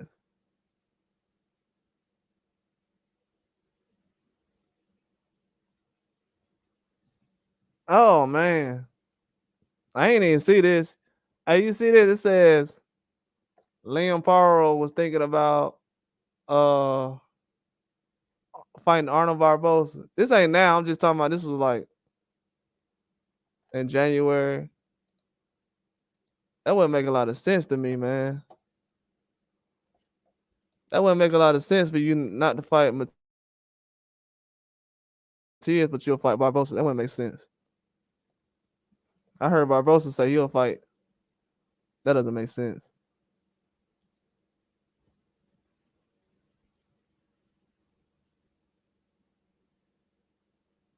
Yeah, I know. He seemed like he was real mad after that Bivol fight. He said like he was mad after that Bivol fight.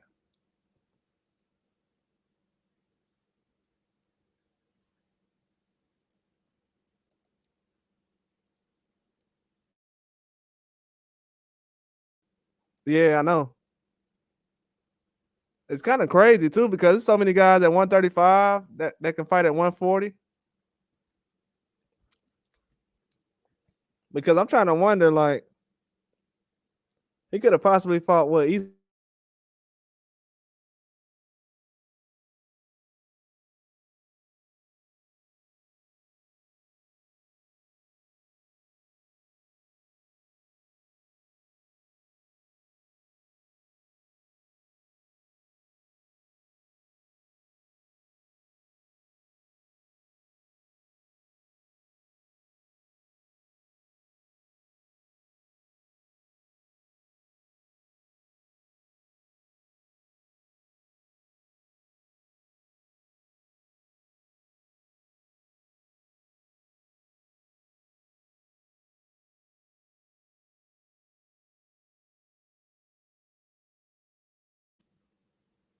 That injury causes a lot of problems.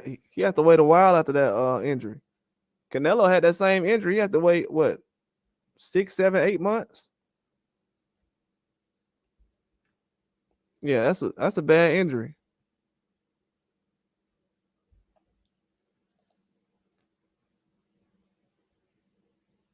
Yeah, he did. Pedraza stopping Pedraza. You know, Pedraza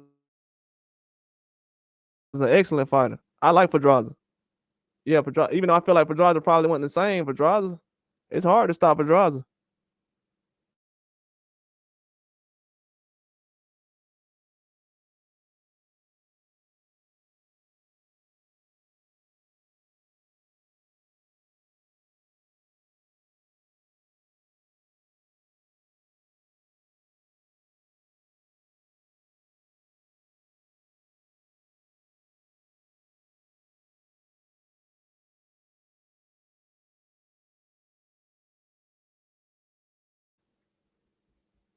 He has to. He has to make it happen because I don't know, man. It's a lot of guys coming in at 135 on top rank. Then you got the younger guys. They performing a lot better. Ooh, I was gonna think about that. Never mind. It's kind of crazy though that Xander Zayas is fighting in the summertime, but he won't be on that card with Matias. I think Xander Zayas is gonna be main event now though. They probably gonna make him a main event fighter. He's probably not gonna be on the undercard no more. That's probably why they took him off. Keyshawn, he's gonna make a big name for himself. If he keeps fighting people, that's all he needs to do, really. Teofimo, he's doing the same thing. Like I don't want to punish him for taking big fights. It's just that he got to perform. Cause you know, after a while, man, saying a guy like Matias is ducking, I don't think nobody believes that right now. A lot of people did believe it. I don't know why. I told people Matias was hurt, but for some reason they thought him signing the contract means that he didn't want to fight or not signing the contract. Didn't make a whole lot of sense to me overall. Yeah, bro. I don't know what's gonna happen in the boxing world, but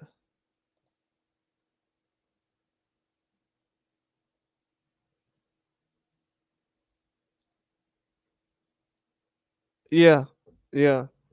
A lot of times it's business. With Matias, it's gonna be more business than it is gonna be matchmaking. Because if he is fighting in Puerto Rico, a lot of people are gonna want a certain amount of money to come over there. But if I was Matias, you know what I would do? I would see who I can get as soon as possible in Puerto Rico, and I would have the fight. And then once guys see how big the fight is and how good the fan base is, then I would give somebody else an opportunity after that because you'll still have the belt.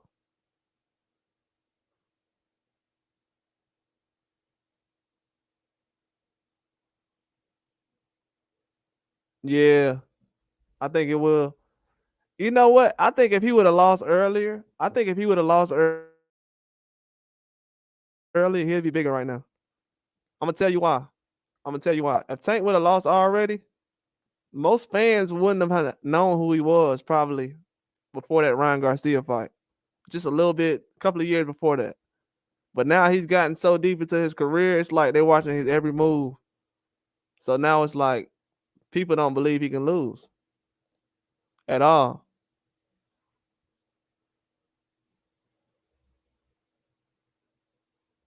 Yeah, man. I'm like, I don't know how Charlo gonna get in the ring. He got in there last time, though, bro. I'm not gonna lie. He got in there last time. I didn't know how he was gonna get in there last time. He got in there last time.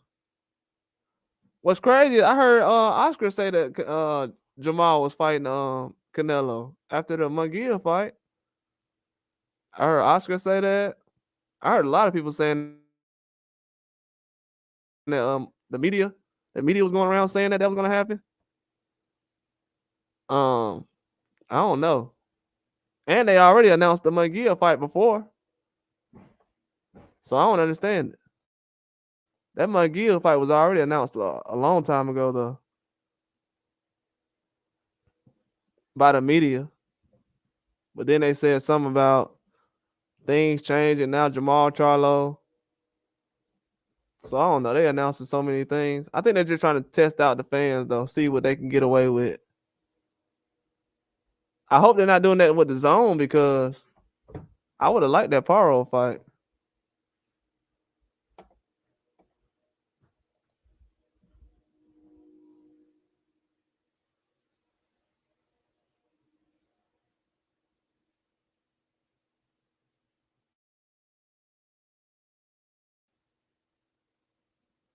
Yeah, bro.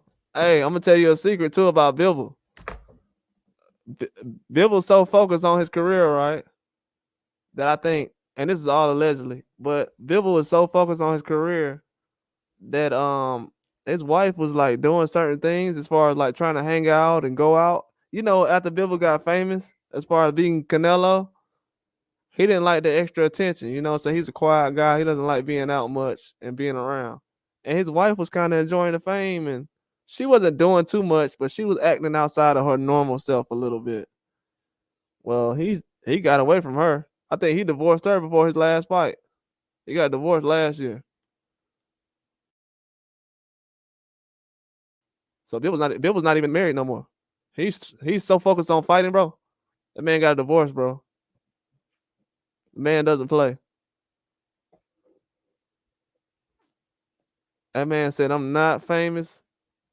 I don't feel like I'm famous." He said, "I didn't change. The people around me changed." And when he said it, I didn't understand what he was talking about. But come to find out, he got a divorce after that. So Bill was definitely disciplined, as you can say. He's not a guy who's gonna get outside of his normal self. I can respect that about him. Yeah, you definitely right about that.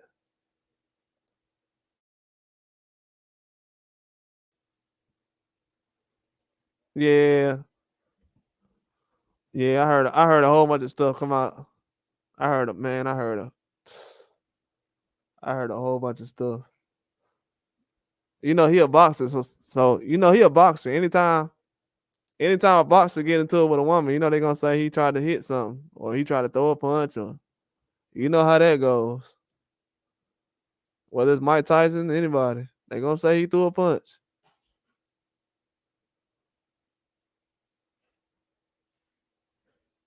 Yeah, yeah, yeah. He doesn't really. Yeah, he doesn't really. Yeah, Bibbles. He's clean cut.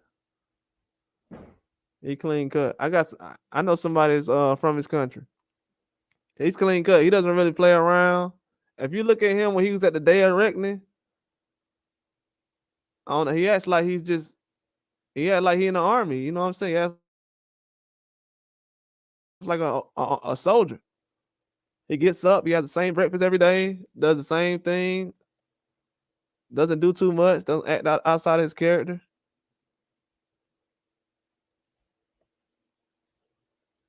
Bro, me too, man. Bro, I seen so many of my friends, bro. By the time I was like 22, 23, I had guys that was younger than me that had baby moms, like two or three baby moms. I was like, nah, I can never do that, bro. Not saying that's bad about anybody. I'm just saying as far as it's too man. I got so many cousins and things, bro. I done seen. I'm like, oh no, that's stressful. It is though. It's stressful, bro. It's stressful. No matter who you are, NBA players, boxers, all kind of people. Everybody go through them situations. That's why a lot of guys are departing right now. They're like, I don't like this. That's the same way with the system of boxing. Hey, bro, boxing starting to turn into that same stuff, stressing dudes out. It do get real though. That you honest, that's true though, bro. It gets real out here. It's like it's real stressful when it comes to certain things, especially in the sport and in real life. These dudes got to do both of them at the same time. And you know, a lot of these guys got to feed people. Then you heard about Ryan Garcia. His people got robbed at the Super Bowl, so anything can happen at any time. His security people, not security, but you know.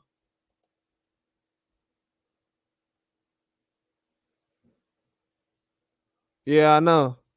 Yeah, that's the situation I'm in. Yeah, that's facts though, bro. If you young, bro, yeah, do that, bro. That's the right thing to do right there. If you young, that's the right thing to do, bro. That's that's the right thing to do. Because to be honest with you, most of the time when you do have kids with someone like less than 2 years that you know, I mean it's not gonna turn out well for you. Most of the time, but you know, a lot of people get married, you know, first week, it lasts forever. So it all depends. Only thing I say is make sure you have your self in order before you do anything. And that's with anything, bro. Whether you run a business, a relationship, you gotta have a plan in order before you do it. I had to plan this channel out before I started. I didn't want to be like everybody else. So I had to do something different, you know, talk about some different stuff, learn some different things. I had to learn UK boxing. I told myself I was gonna learn about UK boxing. And if I was ever gonna get serious about boxing. And it's happened. I've learned it, so but yeah, marriage is crazy now, bro. It's definitely different now. It's definitely different. It's not like how it used to be. Like when our grandparents got married, nobody knew about their marriages or what happened. Now when we get married, everybody's gonna know anything. It's gonna be on the YouTube shorts. It's gonna be on Instagram. It's gonna be on TikTok. So that's why the problem is, bro. Like everything is 5 seconds away from being on the internet.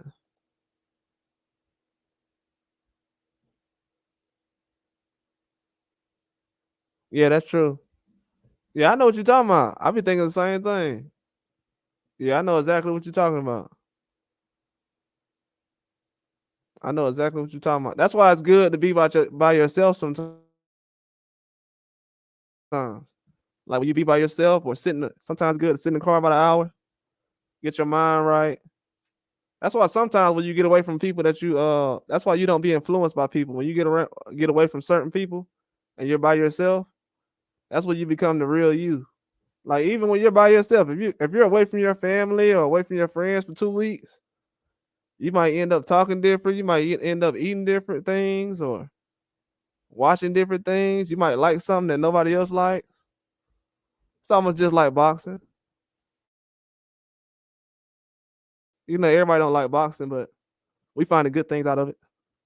Keeps us entertained, out of trouble too.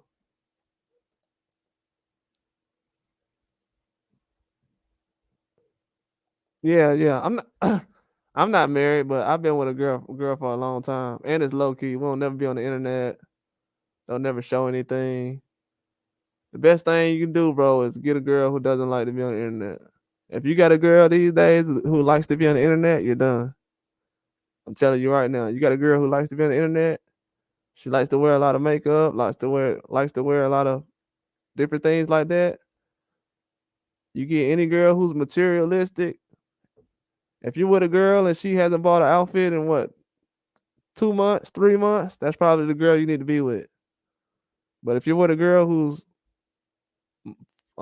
thinking about money all day, you don't need to be with that, bro. You need to be with a girl who's trying to build a business. Now, if a girl is talking about starting a YouTube channel or she's talking about starting a real estate business or something like that, that's the girl you need to be with. And I'm gonna tell you the truth too, bro. Uh, some of the girls who don't look good in high school, they look better after high school. And most of the girls that look good in high school, they don't look good after high school.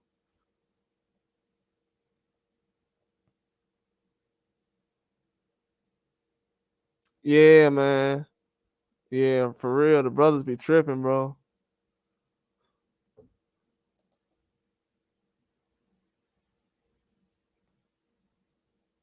Yeah, yeah, me too. I'm from Gen Z too.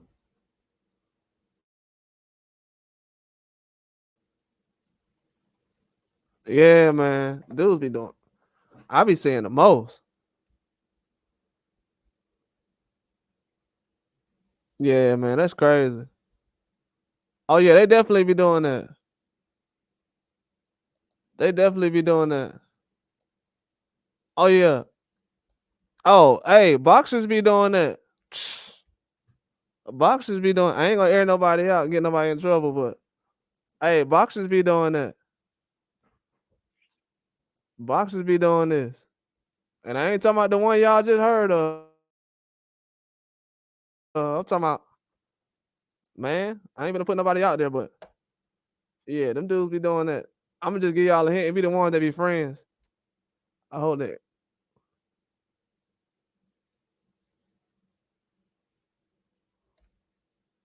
I mean, dudes have knowledge and intellect, but they use it to scam, bro.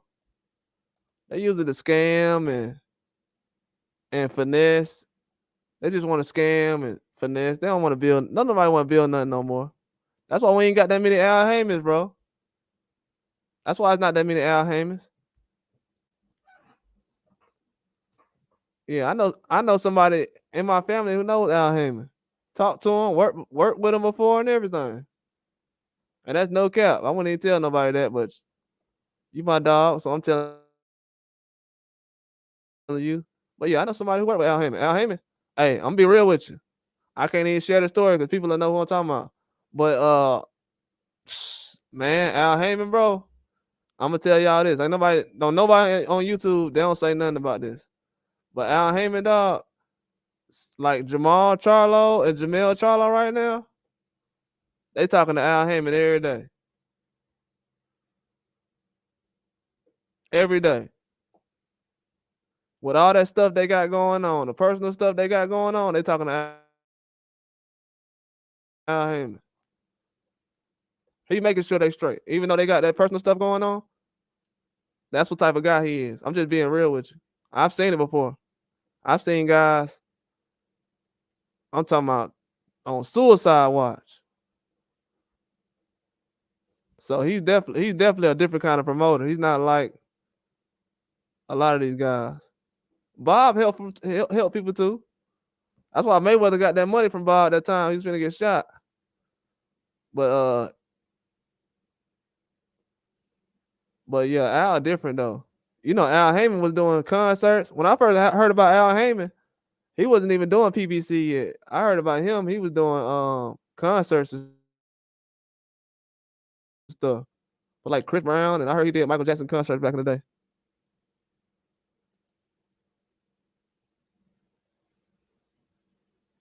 Yeah.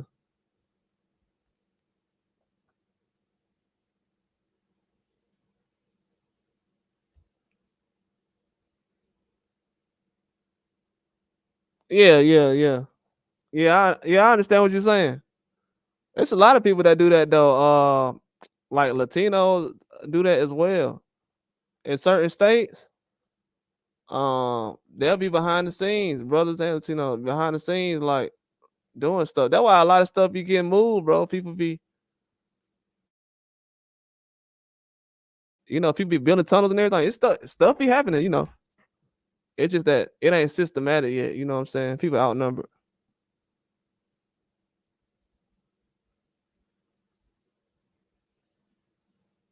Yeah, I know. Yeah, I know. That be the problem, man. That be the problem. That's on every side though. That's on every side. Hey, that's with everybody. That's with everybody. We all having that problem. I can prove that. We all having that problem right now. That's the problem though. That's the problem. They do that to kind of. That's why they put it in the phone all the time though. You know what I'm saying? Usually when you swiping on the phone, you'll see something pop up that you ain't even looking for. So you know what that reason is. And then you realize I've been on the phone for an hour. It's not supposed to be like that, but they shaving off time just little by little. They put these props on these phones, man. That's what be going on. But but dudes, yeah, they be doing that too much.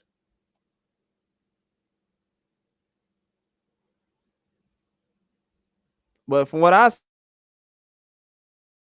seen though, to be honest with you, from what I've seen, and I'm gonna just tell you personally, from what I've seen, I got a friend, right? I got a friend, his dad had 4 kids all by the same one woman. But after he had all those 4 kids by her, she didn't want to deal with him no more. So he had to break up with her. But even though he's a baby daddy technically, and that's his baby mama, he still got 4 kids by one woman. He just don't live with her.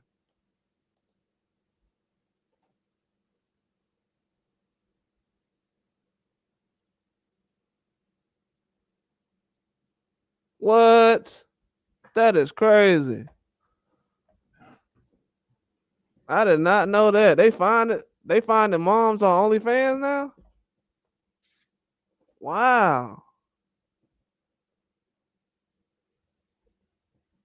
Man, I'm glad, bro. Ain't you glad you ain't growing up today? I know we all got nice moms and everything, but man, I don't know if it's different, bro. Everybody trying to go on the internet now and go viral. That's crazy. Dudes got their moms going to the internet now while they in school. No way I can go to school now like that. Yeah, man. I seen that lately. Oh my god, bro. Bro, I seen that lately. I'm like, and they really be doing that on the normal now. That's crazy. That's the crazy part, bro. On the normal. Teachers and everything. Teachers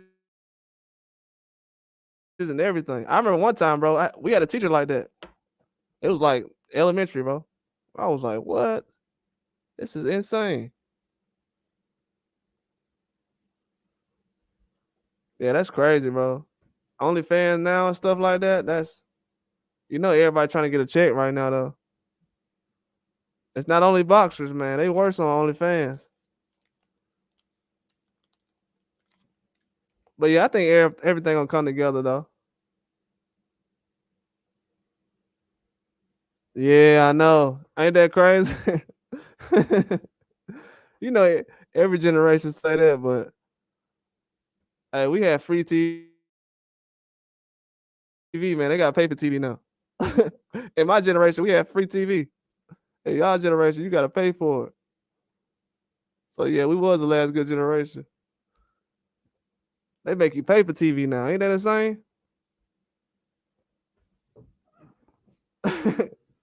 People will say, "What? TV used to be free?" Yeah, yeah, it used to be free. I used to watch movies and sports on the same channel. Now you gotta get an app for both of them.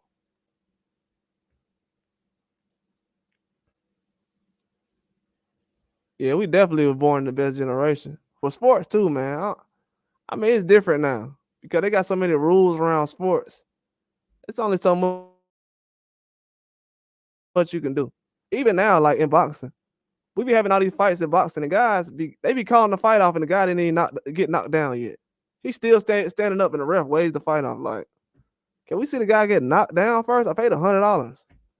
I paid you $100 to watch this fight. Can I see this guy get knocked down and hit the ground first? And I put on $100 bet. I don't want to see my guy lose from standing up. So yeah, this generation is getting out of hand, but you know, they put rules around everything now. Everything has a rule on it. It's not a safety rule or a rule that's gonna help anybody else. It's just a rule, just to be placed there.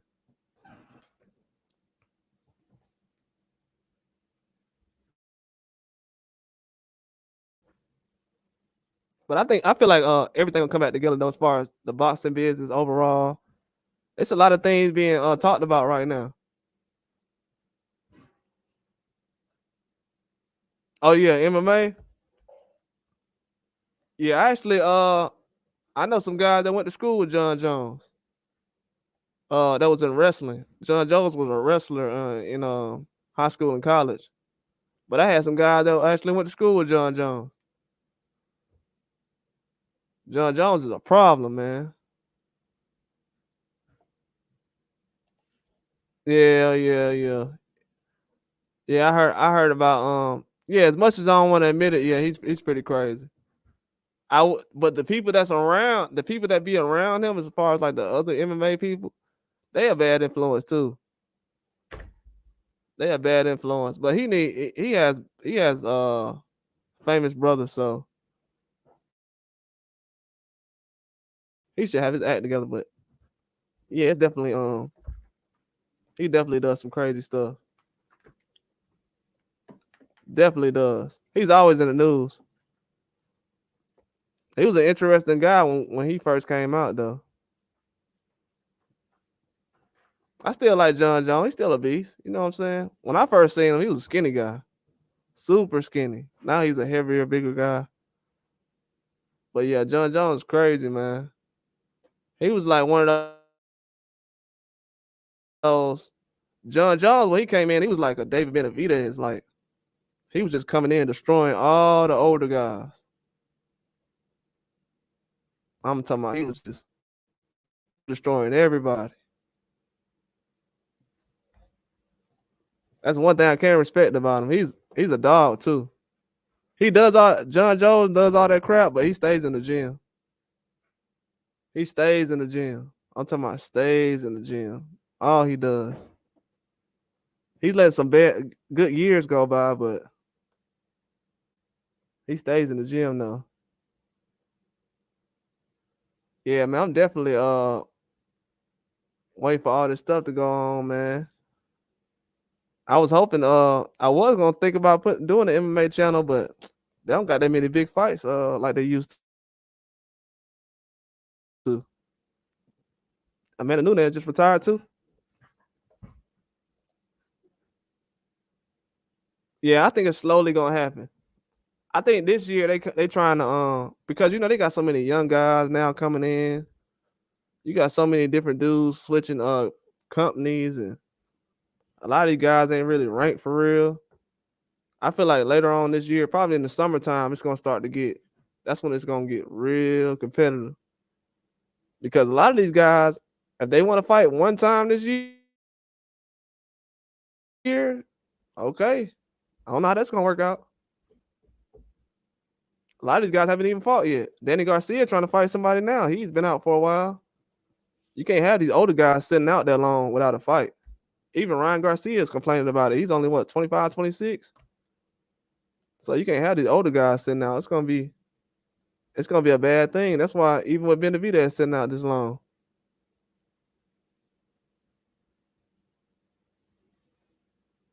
Yeah, it will. It will. I think it will. I think it will. I think that's why a lot of people are waiting for the Saudi Arabia fights to kind of come around. I think Canelo has a plan because Canelo could have did this last year.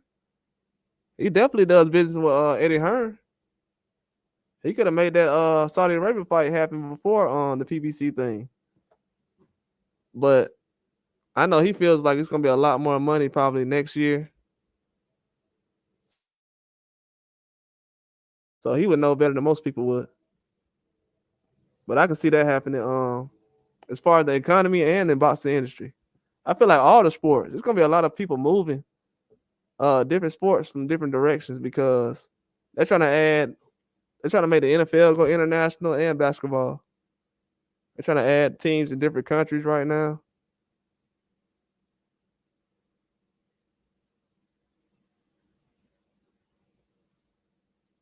Yeah, if Ryan doesn't listen, bro, he's done. He boxed decent last time.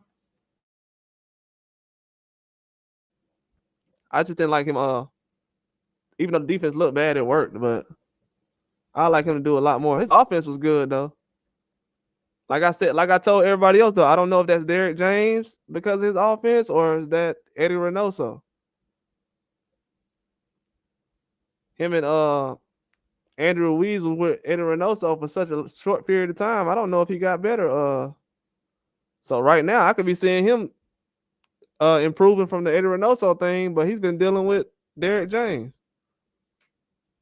But I feel like Derrick James and Ryan Garcia got a good relationship though, so I'm not gonna talk too bad about him. But I feel like he definitely putting together a good fight with Devin Haney. That's all we want to see for real. I don't care if Ryan Garcia win or lose at this point. He's just giving me a good fight. To be honest.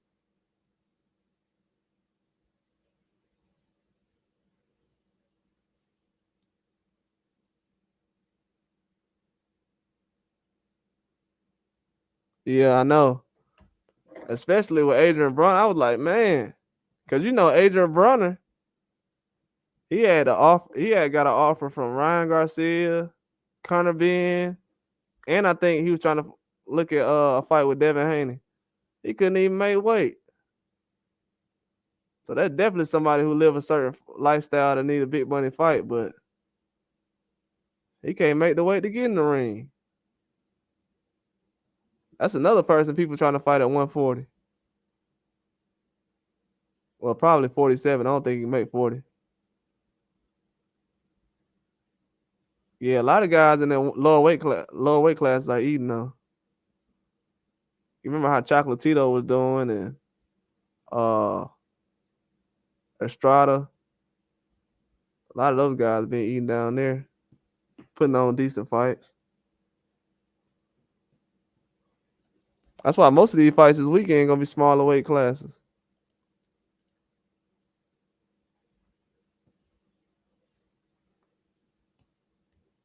Oh yeah, definitely. Oh, let me go up here real quick.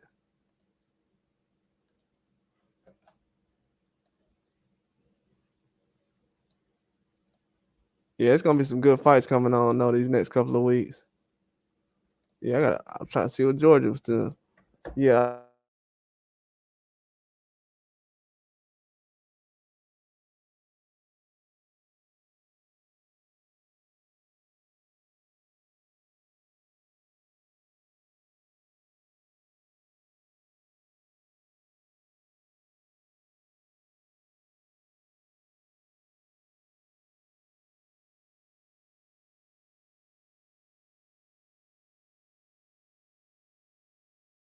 Talked about him for losing to Crawford. I mean, Crawford knocks everybody out.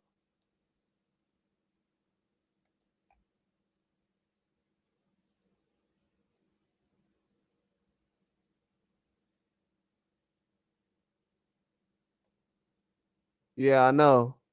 I thought, well, Bronner was like that last year. He was almost getting to that point, but when he had that setback when they canceled the fight for like twice, he went back into depression. It was just like over with after that.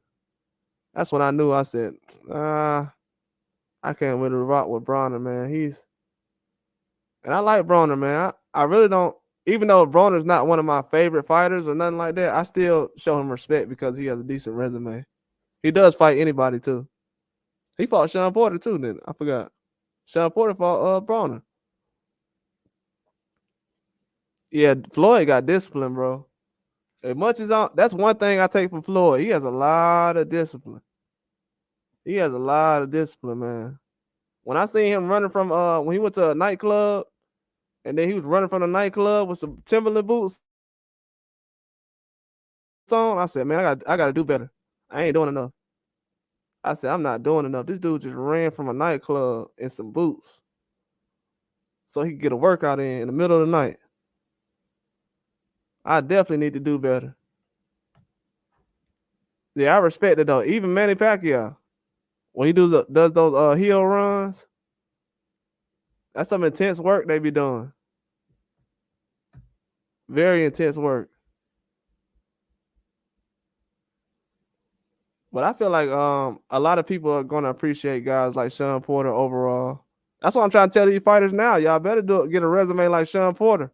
Yeah, Sean Porter's podcast is good too, man. I like his podcast. It's one of the first ones I subscribe to. That one and Antonio Tarver, the Tarver take. He good too. Antonio Tarver, he be breaking. Hey, he get a lot of predictions right. He get a lot of predictions right in his fights. I think I follow him like as soon as he started his, but he gets a lot of predictions right. He says a lot of good things. He unbiased. I think he said he picks Fury in a rematch though. I'm not gonna lie, I was picking Usyk, and then I switched back to Fury, but I don't know, man. Fury putting this fight off. Fury's got me pretty scared to make this pick to pick him to win. So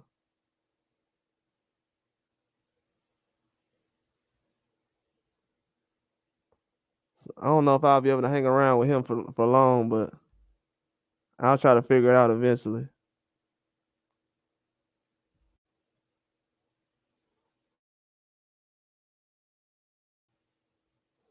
Yeah, I'll definitely try to figure out eventually. But I don't know, man. It's a lot of boxing news that's gonna stale out for the most part. Yeah, I probably might not hear it much until after the fight Saturday. Usually I'm gonna tell you a secret too. Usually the night after the fight, well, I'm gonna just tell you, as soon as the fight ends, usually not a lot of news start coming out. So after we have a fight, sometimes promoters will get around each other, start talking about fights, and then that's usually when news comes out. So I always expect some news after a big fight, especially with like Matias coming up. We could possibly hear something this weekend. I think Eddie Hearn does business with Andy Cruz, so I think he'll have some stuff going on this weekend, but we'll have to see. Eddie Hearn's putting together some good fighters too. I wouldn't be surprised down the line if I was to see a Matias Andy Cruz, but that would be an emergency fight. It wouldn't be something that would be guaranteed to happen. That'll be something that if they can't find nothing at 35 or 40, that'll probably be next year. If that was to happen, but that'll be an excellent fight. Yeah, that'll be definitely an excellent fight. Let me because I think Matias right now, he has more options than anybody right now. A lot of guys call his name out. So we definitely got to figure out who's the top guy right now, the upper echelon. If we don't find out, man, it's gonna be a struggle for a lot of us in the future.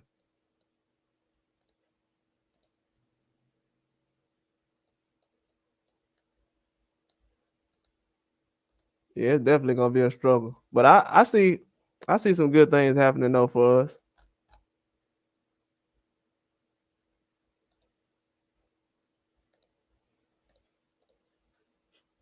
Oh yeah, I had to add that for universe right there. Oh yeah. Oh thanks, bro. All right, man.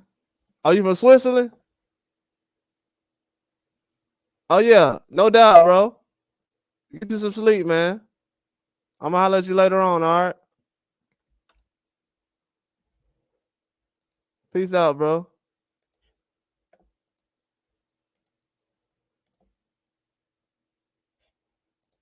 Yeah, that's my dog right there. He know exactly what he be talking about. Yeah, anybody got anything they want to hear? Anybody got anything they want to hear about? I know earlier I was discussing the Francis Ngannou thing with Joshua, but we definitely just going over a few topics about anything that's going on. But yeah, that's definitely my dog right there. I had to go ahead and wrench him up before I get up out of here. Yeah, we talked about a lot. This is my dog right here.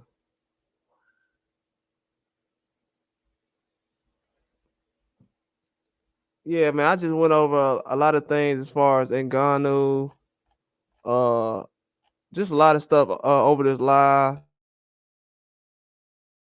If y'all miss anything, this would be a good one to run back. Went through a lot of things going on in the boxing world right now as far as the fans calling for certain fights, just the business practices that's going on, counting pay-per-views for certain fighters. It's only 5 fighters getting pay-per-views, so it's a lot of things we broke down in this live that was actually very interesting. If you'd like to play this back, but um that's all I got for today. But I'll definitely come out with some news later on tonight. But that's all I got though. Like and subscribe.